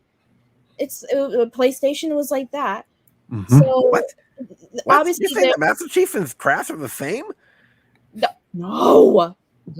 Yeah, where'd you hear that? I apparently was reading the chat because all I heard was that Crash and that like Master Chief are like equal parallels. No, mi amor, I'm saying that it's equivalent to like the mascot, like Master Chief, like the mascot. Oh, okay. Like sorry. Crash Bandicoot, the mascot of PlayStation. I get the pasta. I was gonna have to make fun of you right there. I'm sorry. No, don't worry. I was I know what it's like. I've been gaming since I was 4 years old. I know exactly what I'm talking about. Trust me. But I know that's fine. I just totally misheard because I was reading the chat. So I'm like, no. Did you just say? Like, I would expect me to say that to screw with the rest of you guys. No, that's something that you expect from somebody who is a stan. That's something that you expect somebody for a stand. But the point I'm making is that they're using Master Chief, like right now, where we're looking at this article, just for again bait. Just for bait. So apparently, what I've been hearing, so Master Chief is the bad guy. He's not really the protagonist. Like he should be in the games. He's just there. That's what it is. Or is that just what they're pitching? Like, is Well, that yeah. what they're trying to make you feel? Like, is that the emotion? Well, no, they're it's almost like they're making them out to be like world police or whatever. You know, like they just go in there and bust up whatever they want. Like there's a quick story about how apparently Master Chief killed Quan's mother at some point because she was labeled as an insurrectionist. Got to put that in there. Well, she's a trucker probably. It's maybe first Halo adaptation. Like, oh, the UNSC is corrupt. Oh, boo! Bravo! Baby's first Halo adaptation. Good boy. Yeah, right. Original. It's ego. You know what? Something I've been noticing is ego. You notice that the ego gets in the way. Yeah. And I'm sorry to mention again, Masters of the Universe. That's what it felt to me with Kevin Smith. It was just ego. Oh, for sure. It was well, like the thing with that is that but no, you're fine. Go ahead. The thing with that is that Kevin Smith doesn't know anything about Masters of the Universe, and he even said that himself. He was never a fan of it. And you know what? He was working for Ted Biaselli, who is the content president at Netflix, and he allegedly is a Masters of the Universe fan, but he's also an activist. So he wanted to include all this stuff, that contradicted everything that Masters of the Universe stood for. And the only thing that Kevin Smith said was to be a yes man. Yes, whatever Ted Biaselli wants. And he even said that during interviews for Masters of the Universe, So that's the thing with Kevin Smith. He became a yes man for Ted Biaselli, thinking that he was working for the audience. And that's not the truth. You would think too that out of this $10 million budget, they would get some good actors. Like Miranda's awful. Like she is such a bad actress. Like she just looks confused. Like she's not trying to figure out why she's even there. Like I don't believe any of these characters. I mean, Pablo Schreiber, he seems fine, but I keep thinking I'm watching The Mandalorian. Honestly, half the time. It has I don't know. Question for you. It has that similar feel. But when you say that you feel like you're watching Mandalorian, do you actually mean like that with your own unique thought, or did you kind of think that after you read that from somewhere? I'm just curious. No, you're right. I forget where I even read it from, but I read it and I was like, that can't be true. And then going through and then watching this, but it just had that same tone and feel. Yeah. Like it had been watched and then they were trying to recreate that. And it's not necessarily like I like the feel of the Mandalorian, but now it seems like I'm watching something again with different people, and the actors involved with this are just, again, I don't believe them. I don't believe the characters they're playing, and quite like I don't. There's nothing behind it. You know what I mean? Like there's no soul behind who they're playing. I think part of the problem is they just don't cast people based on talent anymore. It's about fitting a look, long been and gone for a while. Right. yeah, Right. Yeah. and that's totally removed the. I mean, not just talent, but passion. It's totally removed the soul from anything you watch anymore. It's all about, do they look right? Do they have the correct accent? Are they the let's pull out the color wheel, make sure they match or whatever. I don't Yeah, I think you hit the nail there, I think you hit the nail. It has no soul. You are correct. This is just corporate entertainment. It's just made for mass consumption to get the most profit and to just not risk as much. Because if you create something new, of course you're going to risk something, right?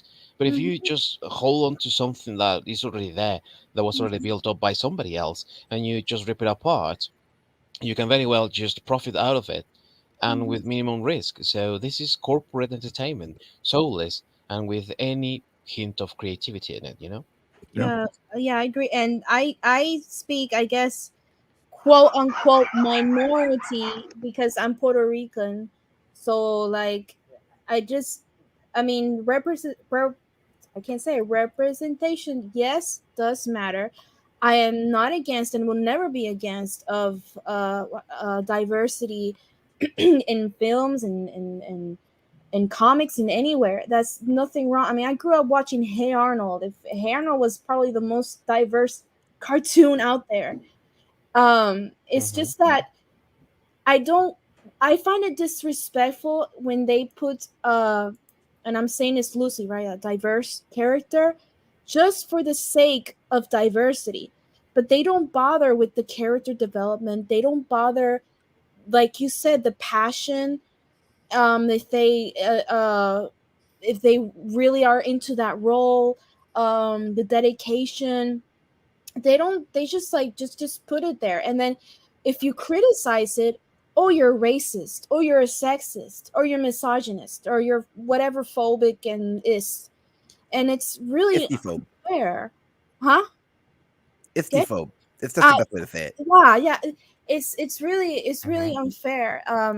Like and what I'm again when I hear in Halo, I mean, this woman is she supposed to be like another Mary Sue, like another Rey of Star Wars? That's what it is. Because I mean, as a woman, obviously that's a little offensive. I mean, it's just wrong. It really is. Give us the decent character development. Give us, a good script, a good writing, not just there for woke points, because that's what it is, diversity points. And I'm so tired of it. I really am. And I'm speaking as a Latina woman. It's really annoying. Really, make them good. Make good characters. I don't often speak on behalf in terms of being upset on the behalf of others. But, it's getting to that point that I just sit here and look at everything and say, okay, so this is just a flat cardboard character. How can anybody look at this who's supposed to identify with it and say, hey, I identify with that? Because it's like saying, hey, I identify with that brick of wood over there. Because it has nothing to it. They're writing. Well, they're not writing. I mean, that's part of the problem is they're literally not writing. They're just making things. I don't know. They're throwing. It's pure laziness. It's like why bother with these things like character development and traits? Just slap a particular whatever the popular race or minority is, and then go in it. And here's the thing, I don't need a character to look like me because I'm gonna be honest. Look, here's a secret. I'm a white guy. I'm fat as hell. I don't need a character to look exactly like me to make me feel cool about myself. I see characters like Thor, Captain America, or like Arbiter or Master Chief, and it's like, oh yeah, these are so cool. I like these characters. I get into these characters. I don't need Master Chief to look like a fat ass to feel like feel invested in the character. You know, I don't need to look like Black Widow. I don't need to look like a red bombshell to feel invested in the character. You know, and that's just what it is. It's like I don't need that kind of look thing. Like just to feel identified, like you want to be that person. Then same here. I mean, Doctor Who, the same thing. Like I didn't need a female doctor to relate to. I didn't mind at first. In fact, I was very excited. I was really looking forward to it. I was not a fan of her performance, but I did not need or do not need a female doctor to feel identified. When I was a kid, I wanted to be Indiana Jones. I wanted to be Luke Skywalker. I also wanted to be Leia. I wanted to be Xena. I wanted to be Hercules. So it's the characters, what they bring. I mean, for me, again, as a woman, yes, if it's a woman, it's a plus for me, right? Because Xena, I love Xena. But I think everybody loves Xena. Everybody loves Xena, and Lara Croft. That's something that I've always wanted to be like Lara Croft. I even started studying archaeology because I wanted to be like her. But the point is that these what they matter is the character, and I don't need necessarily a Puerto Rican character for me to identify with. If there is one, that's a plus for me. Obviously, I'll be very proud of it. But I don't need it. It's not like I'm desperate for it. I represent myself. I'm an individual. I'm a proud Latina woman, but I'm an individual, and it's good to see representation. Of course it is, but it's not like I'm desperate. Like I need it for just to be represented. But that's in some ways, I kind of look at it as the erasure of empathy, the idea that people can only identify with somebody who looks like them or acts like them or has the same sexual orientation or gender characteristics or whatever. And the idea that you can't identify with somebody without them looking like that. I'm going to show my age a little here because back when I started playing video games, you didn't see a lot of female characters because this was before the time of even Lara Croft. You did have Samus, but nobody knew she was a girl until you got to the end. So, you would learn to identify with a character basically through playing their game and living their experience. And in many ways, that being able to identify with somebody who looks like nothing like you, it makes you more empathetic, more compassionate, and builds more character than trying to make give everybody somebody that looks like them.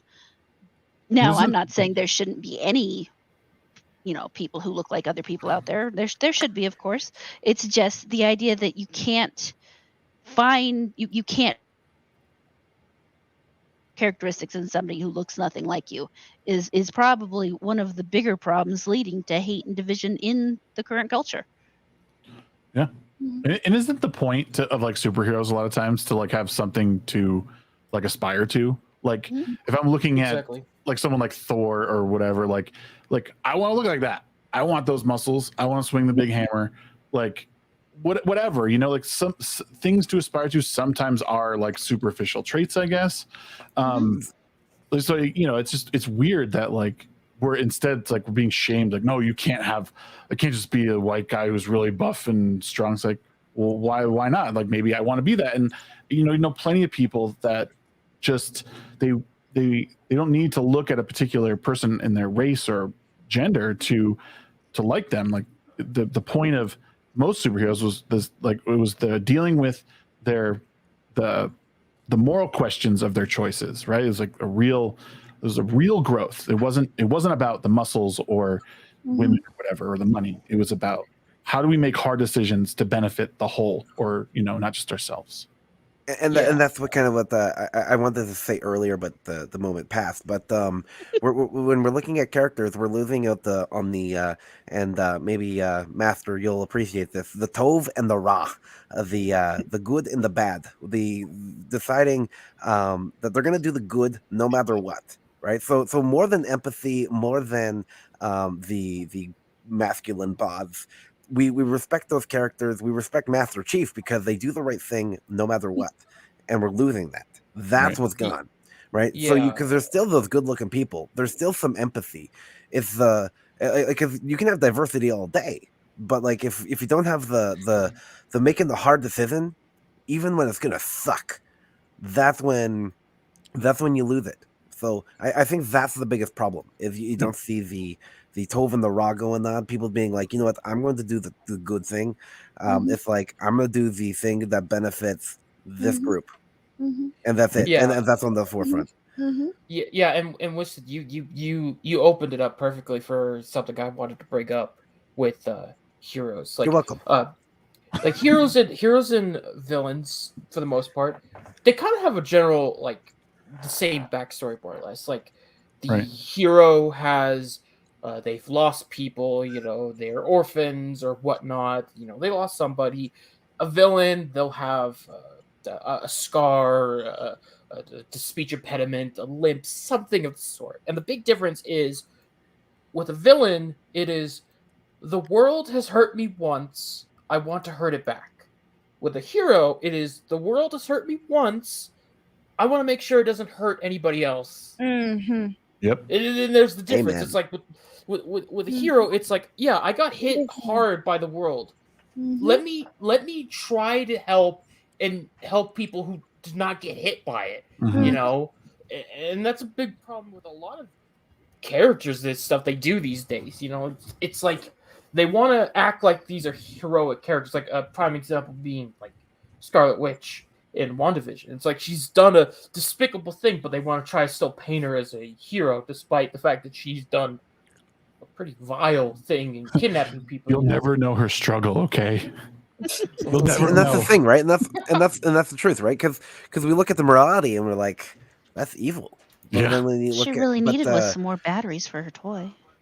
Yeah, well, there's that joke, but there's it's the idea that she's like we're supposed to like respect her and be like, oh, they'll never know what you gave up. Well, we know what she gave up, the dignity and the lives of all those people, and that's why none of us respect her character anymore. Because before, she was growing and she was learning, and she felt like crap because she just killed all those people in Africa, in Age of Ultron, I think it was, and it was like just all that stuff, right? It's just gone. Like, you don't care about. Go ahead. Yeah, I'm gonna actually interject here just for a sec, guys. Sorry. Okay. I do know that Hora Murata does have to go. She's hungry, and I want to give her a chance to plug anything she wants to plug. So I'll give you the floor. Okay. Sorry, I need to go and devour a world or two because I'm starving. But yeah, if you're up late at night, I'm on Twitch. I'll actually be on Twitch tonight playing some Elden Ring about 9:30 Mountain Time. Gonna add this in here since Shags is here. Shagsworth, if you know who Sheepsidian is, and myself actually do a show on Wednesdays called the Midweek Hump at about 9 p.m. Mountain Time. And hang out. And that's it. Otherwise, you can catch me on Twitter, and I talk about things there. So yeah, that's it. But thank you so much for inviting me, TDS. I really appreciate it. Thank you for coming. I appreciate it. It's been entertaining. But yeah, nice to meet everybody. It's great to see you, and have a good night. And I'll catch y'all later. All right. Thank you for coming. Bye. Cheers. All right. Before we move on, I just want to do one thing. I want to say we had a lot of people in the chat all through the time here. I just want to take a minute or two to say a couple things. One, we're actually 2 subscribers away from hitting a 1.3K. So just wanted to bring that up because I just noticed that. So nice. Share. Probably subscribe. Really sweet. I wanted to also thank Pac-Man 1714 for subscribing, as well as Johnny the WizKid. And just 1 second, let's do this as well. Because we have a bunch of people here, if you have not already, do this. No thumbs up. Didn't want to summon these nerds. So yeah, hit that subscribe. Hit the subscribe button if you haven't already, and hit that like button as well. I know we were kind of in the middle of something, but in the interest of time, I do want to bring up this one topic before anybody else has to go, because I think this is a very interesting topic, and I haven't heard many people talk about it. So I think it'd be interesting to bring up. So let me get this up, because I'm not sure if any of you have heard about this. It was an article I got made aware of founding the comics. Todd McFarlane reveals corporations are systematically removing firearms from action figures, reveals his creative workaround to their agenda. So they're basically removing firearms. I know all about this, actually. I do. Go ahead. Okay, well, all right. So currently, because Todd McFarlane's got his own toy company, McFarlane Toys, and about 2 years ago, his company got the license to sell 6 to 7 inch action figures for DC. You know, their DC Multiverse line, which originally was in Mattel's hands. And now, it wasn't until about a year-ish ago that Warner Brothers passed a policy that on any action figure of their property, doesn't matter if it's the $20 thing or that $300 hot toy, can't come with a gun. No gun. Not one gun, not even anything that looks like a gun. And not even Todd himself could get away with that.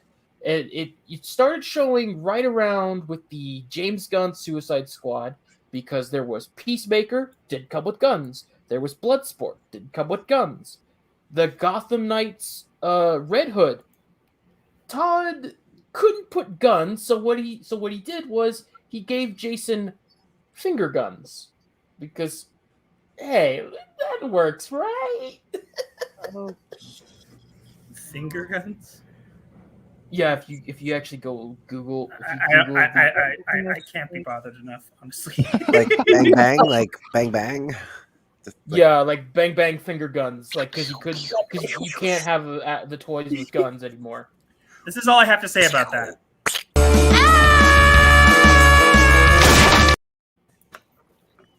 You tell me, man. I collect a lot of the stuff that Todd put out. They are great sculpts, you know. It was Todd McFarlane who single-handedly changed also the face of toy collecting.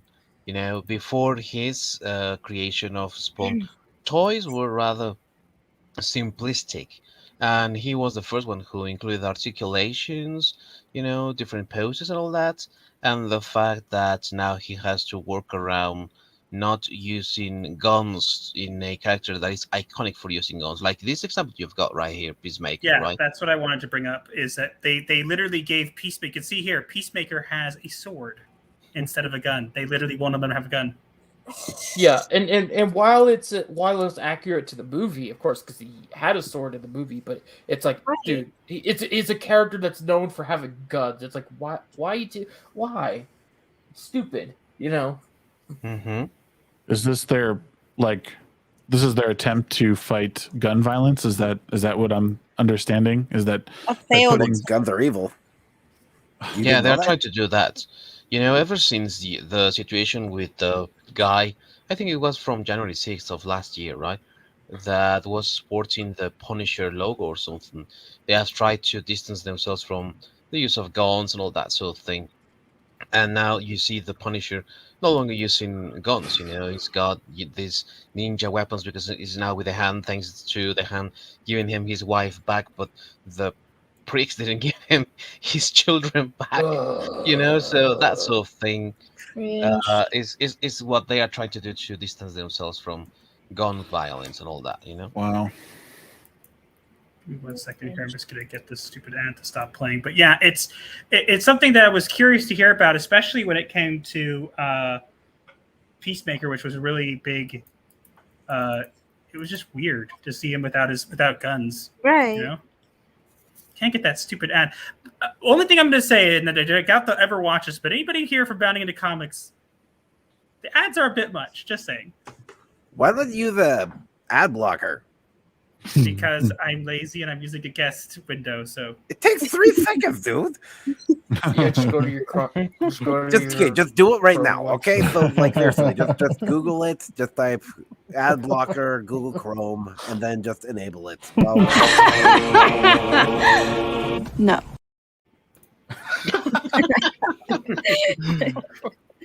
I'm insulted. So wait, was it like this? Nope.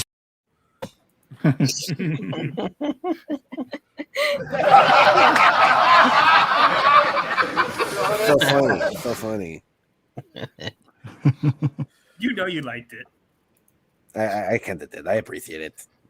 A good troll is good. It's good. It feels weird. It's been a whole stream where I haven't used the bad kitty meme yet.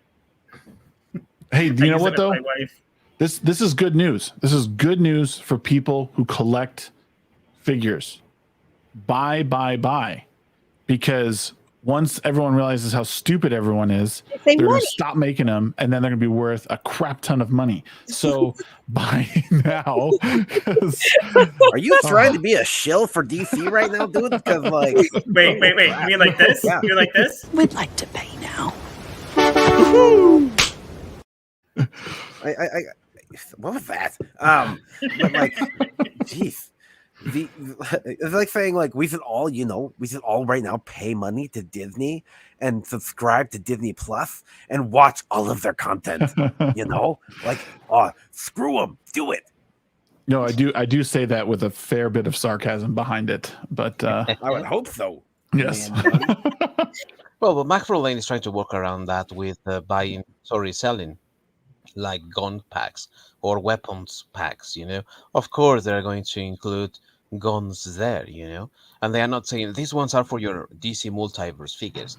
They're just releasing them, in a similar way to what the 1980s Masters of the Universe line did, because children used to lose their weapons, They released these little packs with lots of generic weapons, like swords for all your characters and, javelins and stuff like that.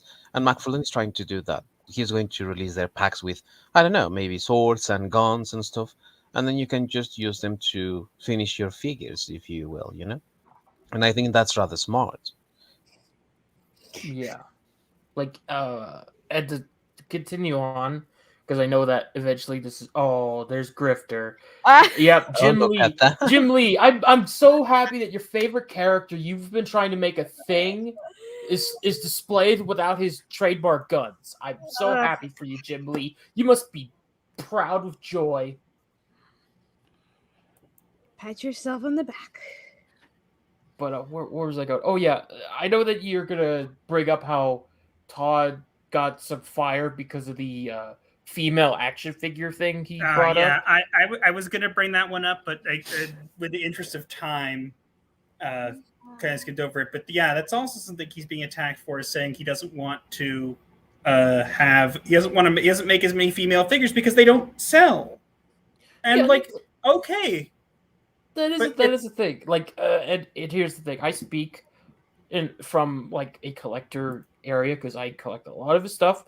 I have defended a good chunk of his of Todd's actions. He's not perfect. He's made some very questionable choices in terms of collecting things. I'm not going to get into the details for sake of time, but there's a lot of characters that we want to be made. It's like, hey, could I get a Hawk Girl? Could I get a Vixen? Could I get one of these characters? And he doesn't quite focus on them. Now I understand that, like, he made a comment saying like, oh, I can't release like an entire wave of female figures, and it's like, I don't expect you to, Todd. I just want like more than just the 800 Batman variants that you kind of whipped up out of nowhere, man. Because it's like, people like, I love Batman, but I don't want like the 100th Batman variant you just whipped out. Give me like Martian Manhunter. Give me other characters. Just a little bit, Todd. And people are just losing their mind. Like, oh, how sexist is he? And it's like, look, they don't sell that well. and it's a thing for all companies. There's a term called peg warmers, where there's just so many figures of one particular time that's just stocking, overflowing shelves. I mean, the Rose Tico thing from Star Wars, like there was way too many of those, more than they could sell, and you just wound up getting landfills of them. And it also depends on the character, right? Because just going to with your example of Star Wars, everyone bought Leia, I mean, and Padme figures. They were, as soon as they were there in the pegs, everyone just would grab them, And a similar situation with McFarlane himself. Angela toys, nowhere to be seen when they were on, and they sold really well. But if you go and you want to buy maybe, I don't know, a Finn figure right now, I bet you that it's going to be there still, because it depends on the character also. It's not a matter of, it's only a male character or a female character, so the female character is going to be there in the pegs all the time. No, it's not like that. It doesn't work like that. It's about the characters and how interesting they are. I bet you that if you had I don't know, Wonder Woman figures, they will also sell out immediately. But it also depends. So this is the one thing that doesn't really enter into a lot of these conversations because whatever reason. Some parents don't want to buy the girl toys for their kids because of how they're dressed, right? And that's why like the Leia toys, Amidala, like a lot of the good like female characters that we all love and respect, like those toys go off the shelves because they're not dressed like sluts. Parents don't want to have their little boys looking at that crap. So it's like, so that's why a lot of that stuff sits on the shelves. Like amongst like all the older guys, they'll buy it, but it sits there and doesn't sell for that reason. And it's just something that kind of just goes over the head of everybody. And that's the thing that I'm concerned about, even with like, and I don't know how you guys all feel about Comicsgate and stuff, but it's the same thing. Like they want to sell their toys, but no one's going to let their kids play with those toys because of how some of those characters look. And also, he has to know his market, I mean, McFarlane Toys... Oh, he knows his market. I mean, from the beginning, I think, from year one or maybe year two, the target audience for McFarlane Toys are not kids. It's the collector, and it's usually adult collectors, so hi, Cact. So, I mean, the thing here is he knows his audience, and of course, those collectors, they don't have any problem, getting scantily clad female character, It's just, as I said, go for the characters that sell. Do not create figures of characters that are lame, Yeah, and like Todd, even to this day, he still knows. I mean, like, hell, the first few figures he released when he started the DC line was of the Dark Multiverse stuff, which was, to me, one of my favorite storylines ever, and it instantly won me over because he whipped out all of the characters that I wanted from that particular line. I have them all up on the shelf, and I was happy with that. And I know that the way that Todd does things, it's not to everybody's like cup of tea, there, but he's just trying to do what he can with the limitations he's given, like with whatever characters he whips out. Now he's still improving. Like a lot of people remarked on stuff that he does, that there's like stuff with like, hey Todd, stop making the figures where the eyes are like pointed in one direction because that's really dumb. It's taking a minute to get to that, to where you'll listen and adjust things, but he's always evolving, progressing, and he's doing the best with what he can. And he's always, because Todd, even when he's not doing action figures, he's always wanting to be the guy, not one of the pack. He wants to be his own thing. It's how Image Comics started. It was just like he got tired of Marvel saying, like, oh, we don't want Todd McFarlane's Spider-Man, we want Marvel Spider-Man. And Todd was like, fuck you. I'm going to go start my own thing with blackjack and hookers. I'm going to stop just for a sec because we have an announcement. 1.3K. Congratulations, mate. Congrats. And we have... Thank you, Milton. I see a lofty. And I think we know who it was. Lofty Pixels is here in the chat. It says I might have been the 1.3k K sub winner. Thank you so much, and thank you for coming by. That's awesome. It's so cool. You get to win the $100. Well done, yeah, Lofty. yeah. Go through. He was promising $100 for that. Go back in the stream. Listen to the whole thing. Get up those subscriber hour or those watch hours and listen for the $100. No.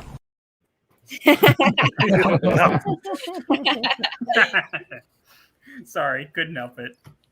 Well, I'm watching you instead of the Oscars. I think anybody would rather watch anything instead of the Oscars I'm these done days. with the Oscars. I was one of those people who always predicted year after year, this is gonna win, this actor's gonna win, and this best picture, blah blah blah. And I don't give an F anymore. I don't know.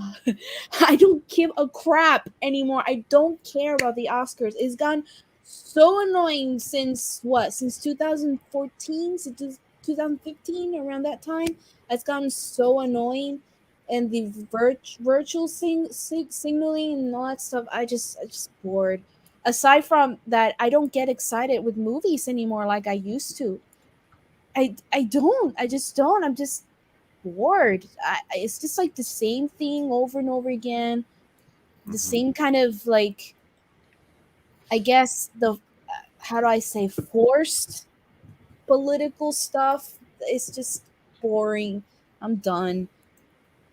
I'm going to stop just for a sec because I do know Viking has to go, so I want to give him a chance to plug and whatever. So you have the floor, my friend. Thanks, mate. Well, it's been a pleasure being here with you all, guys, and with the chat and everything. And if you want to catch a little bit more of my thoughts and everything, you can go to my YouTube channel, Viking Out of Time. Right now, I just released a little bit of a analysis of an article that, quote unquote, Tolkien scholars, because they are not really scholars if they go that way, but Dimitri Fimi and Marian Rios Maldonado, who are very well known for going against the fans, of Tolkien. Well, they released an article, and I discussed that because they are trying to say just that Tolkien's thoughts and opinions don't really matter. And well, I just want to, as a very very hardcore Tolkien fan, I think that we just have to call this sort of behavior out. And if you share that thought, also hop into my channel. If you like it, give it a like, share it, subscribe. And it's been a pleasure being here with my old mate, Master of the TDS, and with the panel and the chat. Thanks, mates. We've been happy to have you. Thank you for coming on such short notice. It's been my pleasure. I think I dropped the link correctly. I don't know if it's showing up correctly. I think it's not showing up correctly. I'll fix that. Anyways, you could find Viking Out of Time on his channel or on Twitter as well. Let me get the actual correct link this time quickly to drop in the chat before you go. There, that should be the actual one. So go subscribe there. You can find him also on Twitter. And thank you for coming, my friend. We really appreciate you having you here. Thank you all. It's been a pleasure. Me too. Nice meeting you all, and cheers, mates. Nice to meet you. Cheers.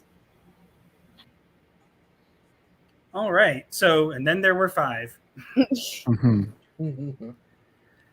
Oh gosh, but yeah. So that happened to 1.3K. Which is awesome. So good job. Yeah, it's still surreal because literally, I think a month ago we were still at 700. I literally made because it was Josiah who helped us get there. So how much did you pay him? What? How much did you pay him? Even though you're not my wife, you get this. Bad troll. Bad. I didn't know it'd be that offensive to ask. So apparently you did. Now you're hiding it. Diversion. See, I know how to apply your tactics, you creepy therapist. You guys don't have a lot of common sense, huh? Probably not. Right. But yeah, so again, it was just interesting to kind of look at the last part about Todd McFarlane and the guns. It's interesting. I think it's something that I don't know why he's the only one talking about this stuff right now, but Well, that's It is because he's got the least to lose. I guess that's yeah. Because here's the thing, Todd is currently he just started doing Spawn figures again. Like he's cranking those puppies out. So like even if he like gets crap from Warner Brothers about the DC stuff, it's like he don't care. He'll do his own thing, and he knows people will buy up his stuff if they're dedicated and he treats them with some modicum of respect, which typically from what I've seen at least he does. So here's my take. Okay, well, we're gonna have a bonus article here because this one this is why these people should not be hired or whatever. So we're gonna drop this one and see what you guys think of this. Marvel's Shang-Chi star Simu Liu reportedly refusing to sign offensive Master of Kung Fu comics at upcoming AwesomeCon in 2022. Okay, well, honestly, I think he's a retard. I mean, there's that. Honestly, come right out and say it. I would just say like, hey, dude, why would you want to deface that clearly collectible comic with the signature of a terrible actor? I'd be just saying, like, why don't you get like the person who wrote the comic or drew the comic to put their autograph? Don't get this guy. Don't get the stock image man. Do you know that the only reason he got hired, one of the main reasons he got hired is to be Shang-Chi, is because he badgered Marvel on Twitter all the time to put him in a movie? I saw that. I did hear about that. He literally is like the biggest clout chaser ever, and he's like, "Oh well, I'm better than all of you," and it's like, dude, you are literally crying and begging Marvel every day, please put me in a movie, please. Clearly, he didn't get enough work or not enough attention because, like, I mean, we saw the reaction that he was putting up when, like, Nerdrotic and all those guys in the FNT crew were just making videos, like, not even like drastically bashing the film. They were just asking questions like, "Hey, what if the movie's going to be bad?" And he's just going, "Lol." It's like, dude, shut up. Well, the joke's on him ultimately because that movie was hot garbage, and they basically replaced him with like his silly, stupid snaggletooth sidekick with one fucking arrow shot. Sorry for my language, but like the joke's on him. Like his movie was trash. They definitely. It was just awful. So like racist. It's racist. Just admit it. Just I got called all sorts of things when I put my shovel review video. I saw that they hated you so much. They're like, I mean, admittedly, I did challenge them to ratio me, so maybe that part I kind of brought that on myself. But still, it was like, I mean, in the end, it worked to my favor because it got 10,000 views on Twitter. So it was like, I gotta quickly just say thank you to the Newslad for subscribing and the Knicks of the Night for subscribing as well. Thank you. We really appreciate it. One more reason to hate him.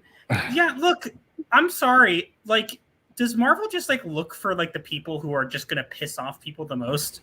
Yes. I think that's what it is. I think that's literally what it is now. It's just they want to make you hate them. Yes. Battle for the 10 bagels. It is to call us to find an excuse to call us man babies and basement trolls or whatever they call us. Yeah, that's what I was gonna say. Trolls. Remember earlier? Trolls. It's not about anything else. It's just trolling.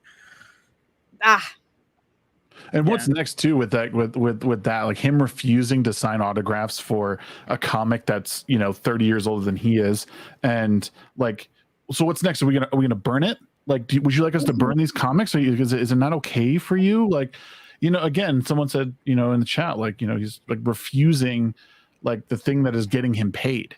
Like, just do your job, you little talking head. Like you suck at acting. At least you could do is move a pen for a little bit for fans. Or I'm sorry, stands. It's kind of like a dickish move on this. Like I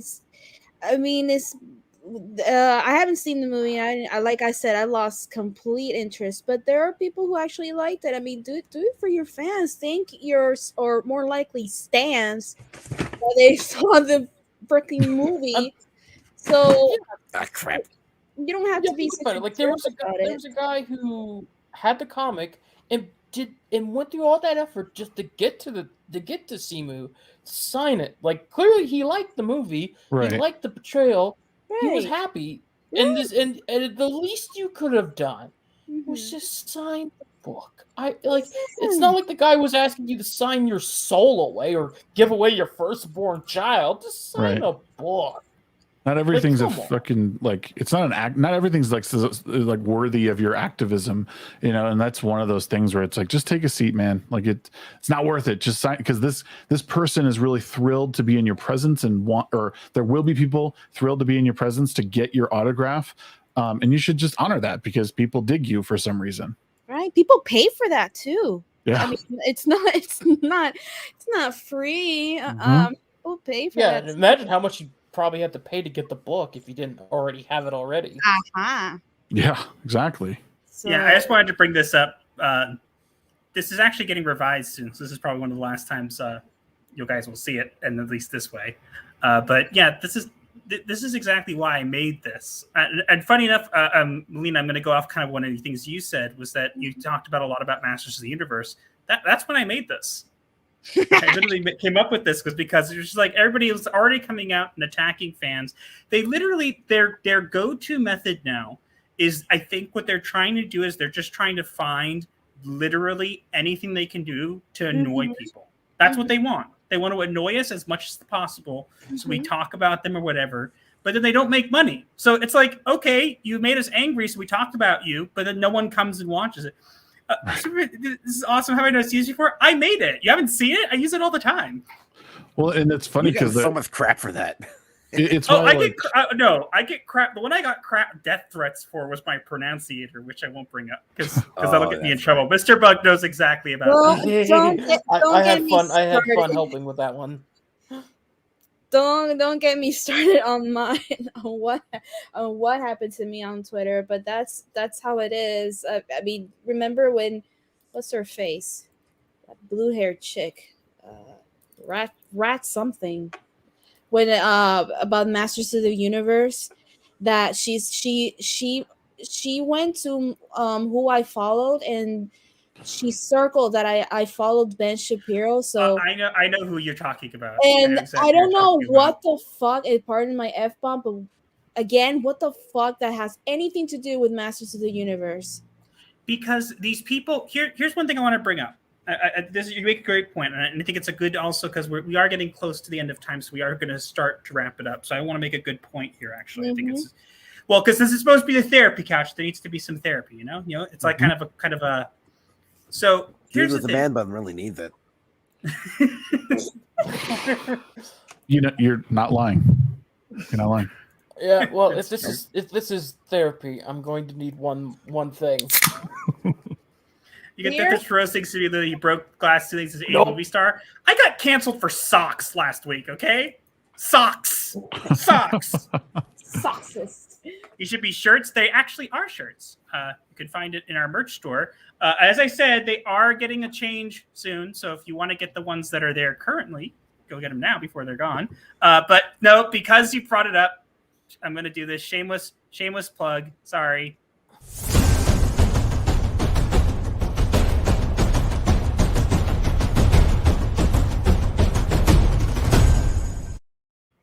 Nice. You can find links to our store. But yeah, again, the Sockalypse. Yeah, I guess I'm just Soxist. What do I know? But I wanted to say one thing about this is that what these people do nowadays is that and this is one of the things that I see some people still, and a lot of people have caught on to it, but some people still don't catch on to this. And I think it's important that we bring this up, is these people nowadays don't actually have arguments. All they want to do is prove that you are something that they don't like. That way they can use it to discredit you. So what they'll do is they won't actually come with an actual argument.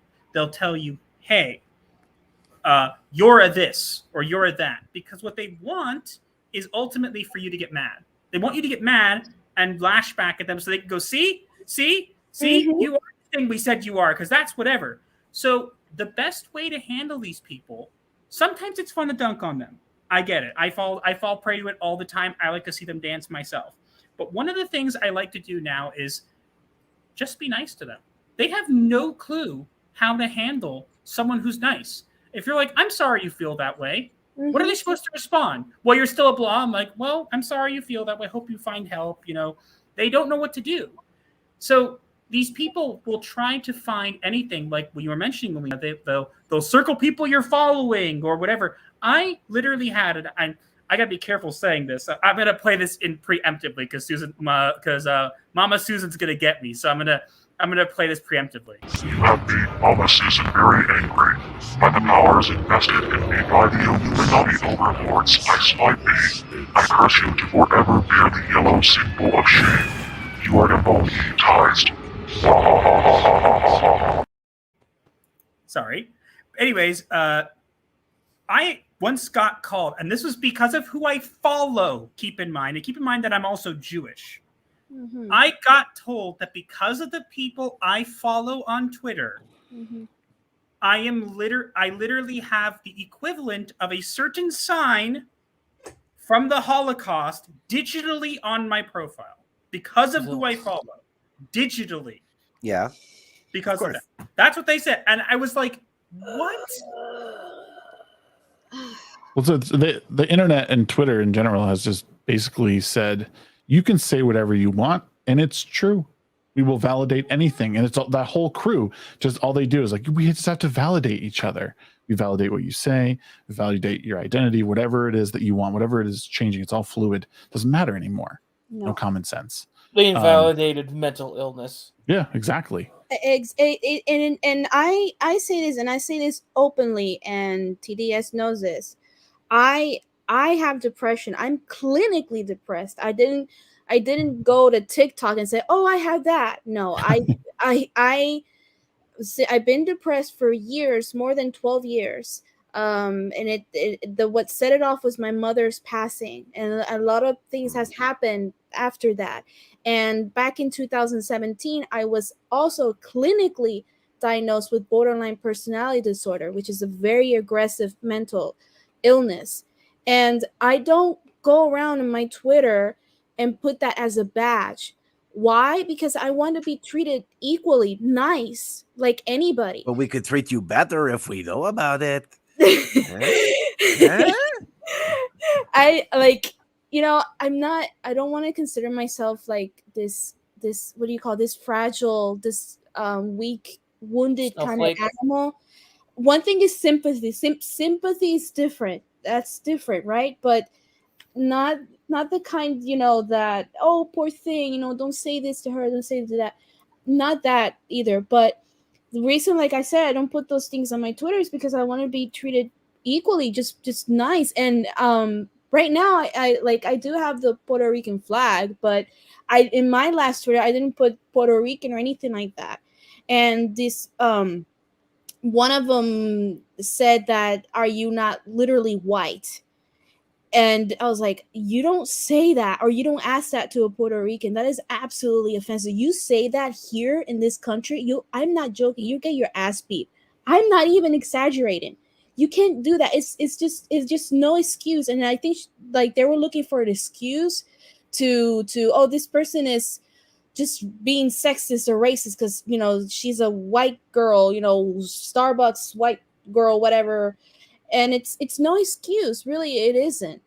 And it goes to show that, look, TDS is Jewish, I'm Latina, so they don't really care. I mean, it's like a cult.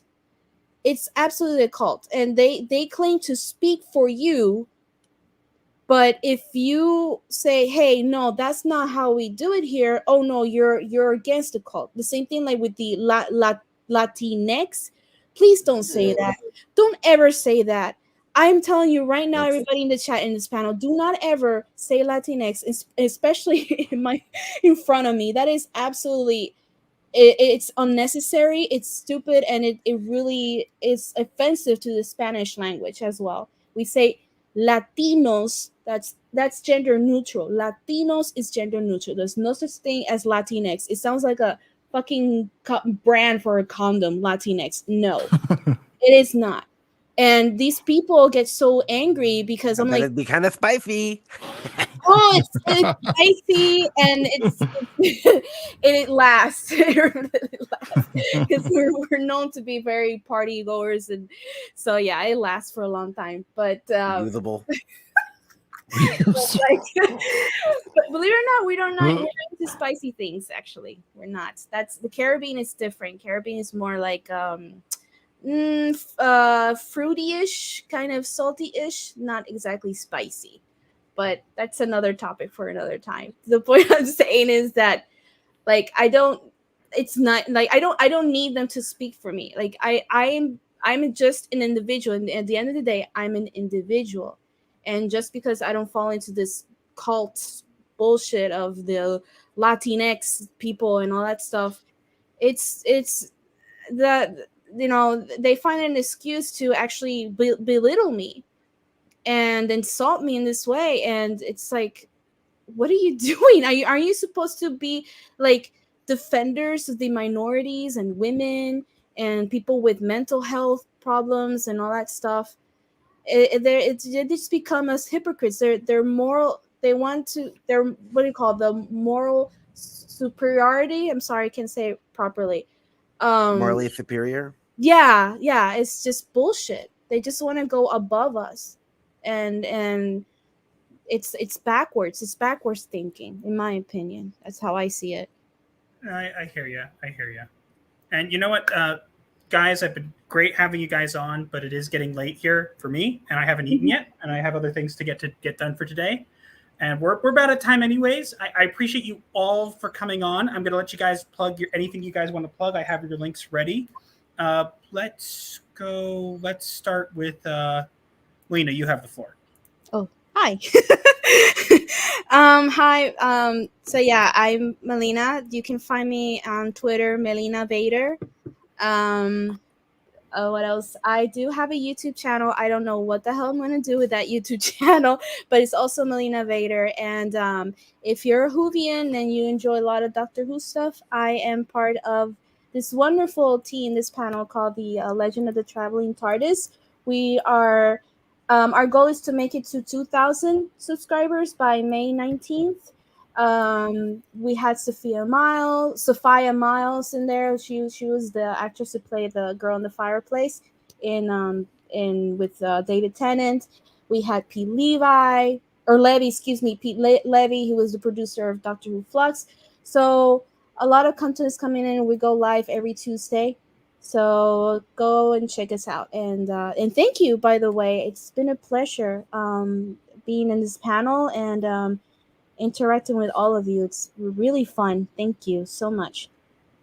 Yeah, I'm glad you came. I'm glad you asked to come. I appreciate you coming. I was very surprised. I wasn't surprised, but I'm happy you're back. Also, Thank as you. well. Thank you. You were really missed. You add a lot. I know this is going to sound like corny, but you do add a lot of color to the timeline, to my timeline. Sometimes, like in a sense where you bring like more positive stuff to diversity. Diversity. I know you just want the diversity points, don't you? Huh? You found me out. Damn it! Are you trying to turn Melina into your version of X-Ray Girl? No, I wouldn't do that. But should have like a word count limit next time. Master. We thought more of you. Thank you. I appreciate it. I really do. And you just got a new subscriber, I believe. Oh, thank you. I don't know what I'm gonna do with it. So help me out. What can I do with my YouTube? Maybe something similar like this, but I really don't know what to do. But I'm sure you'll figure it out, and we'll be here to help you along. But now, because he's already annoying me, I'm gonna go. Wilton, you're next. Oh, me. Crap. Let's see. I got the cord here. That works for a plug, right? No. Okay. No. Sorry. Okay. So my name is Wilton. I work with Floral from Under a Rock. He's kind of my boss. He's big and green. He's kind of a jerk. He's kind of cool. So we've been working on music videos. We started off trying to do these kind of conversations, but then we realized everyone has them way better than us. And So why not just do what us puppets do best, and that's random crap. And so you come to my channel for random crap. So I got some parodies up, like the song "He's a Lady" by Tom Jones, and then we got "Never Had a Friend Like Me." And on Wednesdays we tried to have a show where we also make sure the one feature of the game is YouTuber Showdown. And so we pit YouTubers against each other, and the panel decides who will win the match. And so that's kind of what we do. And beyond that, you can buy some of my merch if you want. It says "Don't join gangs." I have t-shirts and mugs. All right. And let's go next. Let's go with Mr. Bug next. Oh, great. Hello, I'm Mr. Bug. You can go check out my YouTube channel, The Bug Con. I do reviews and whatnot for superhero stuff. Solely that. I have a Hawkeye review that I'm going to be uploading either tomorrow or the next day. Depends how long it takes to render. If you have any suggestions or whatever or not, you'll probably leave it down in the comment section below if you want to hear me rant about all sorts of things. And keep an eye out. I got a Batwoman review coming, and woo! Oh. Wow. Yep, that one's going to be interesting. Okay, and last but not least, we have Man Bun. Man Bun here. Hi, everyone. Let's see what you think of what I came up with for you. I'm going to see if this works correctly. I think it's going to cut off a bunch of stuff, so I'm going to do. But here, let's see if this works. Nope, I'm going to have to do one more. So there you go. Stroke your beard. There we go. Now we're getting some action. Not by the hair on his chinny chin. Yes. So yeah, I am. I mainly, for a long time, I've only streamed on Twitch, but recently, kind of resurrected some YouTube content and do a show. I do a YouTube show on Wednesday and Friday, starting at 9 p.m. Mountain Standard Time. Wednesday is kind of a social, cultural show with Horror Emirata and Sheepsidian, and on Friday, I do a show with some friends just talking about movie trailers. We just recently did Moon Knight, actually. We did Obi-Wan Kenobi, just reacting to those and kind of breaking them down. I'm not like super nerd, but I have enough of a background to like do more commentary on them. And a lot of like kind of what we did tonight. So if you like what we did tonight, I do a lot of that stuff. And I play single player games on Twitch Saturday, Sunday, and Monday night, starting at 9 p.m. Mountain Standard Time. So I'd love to see you all there. Yep. And by the hair on his chin. Right? No? Oh, I killed the joke already. I do reside on Twitter. But...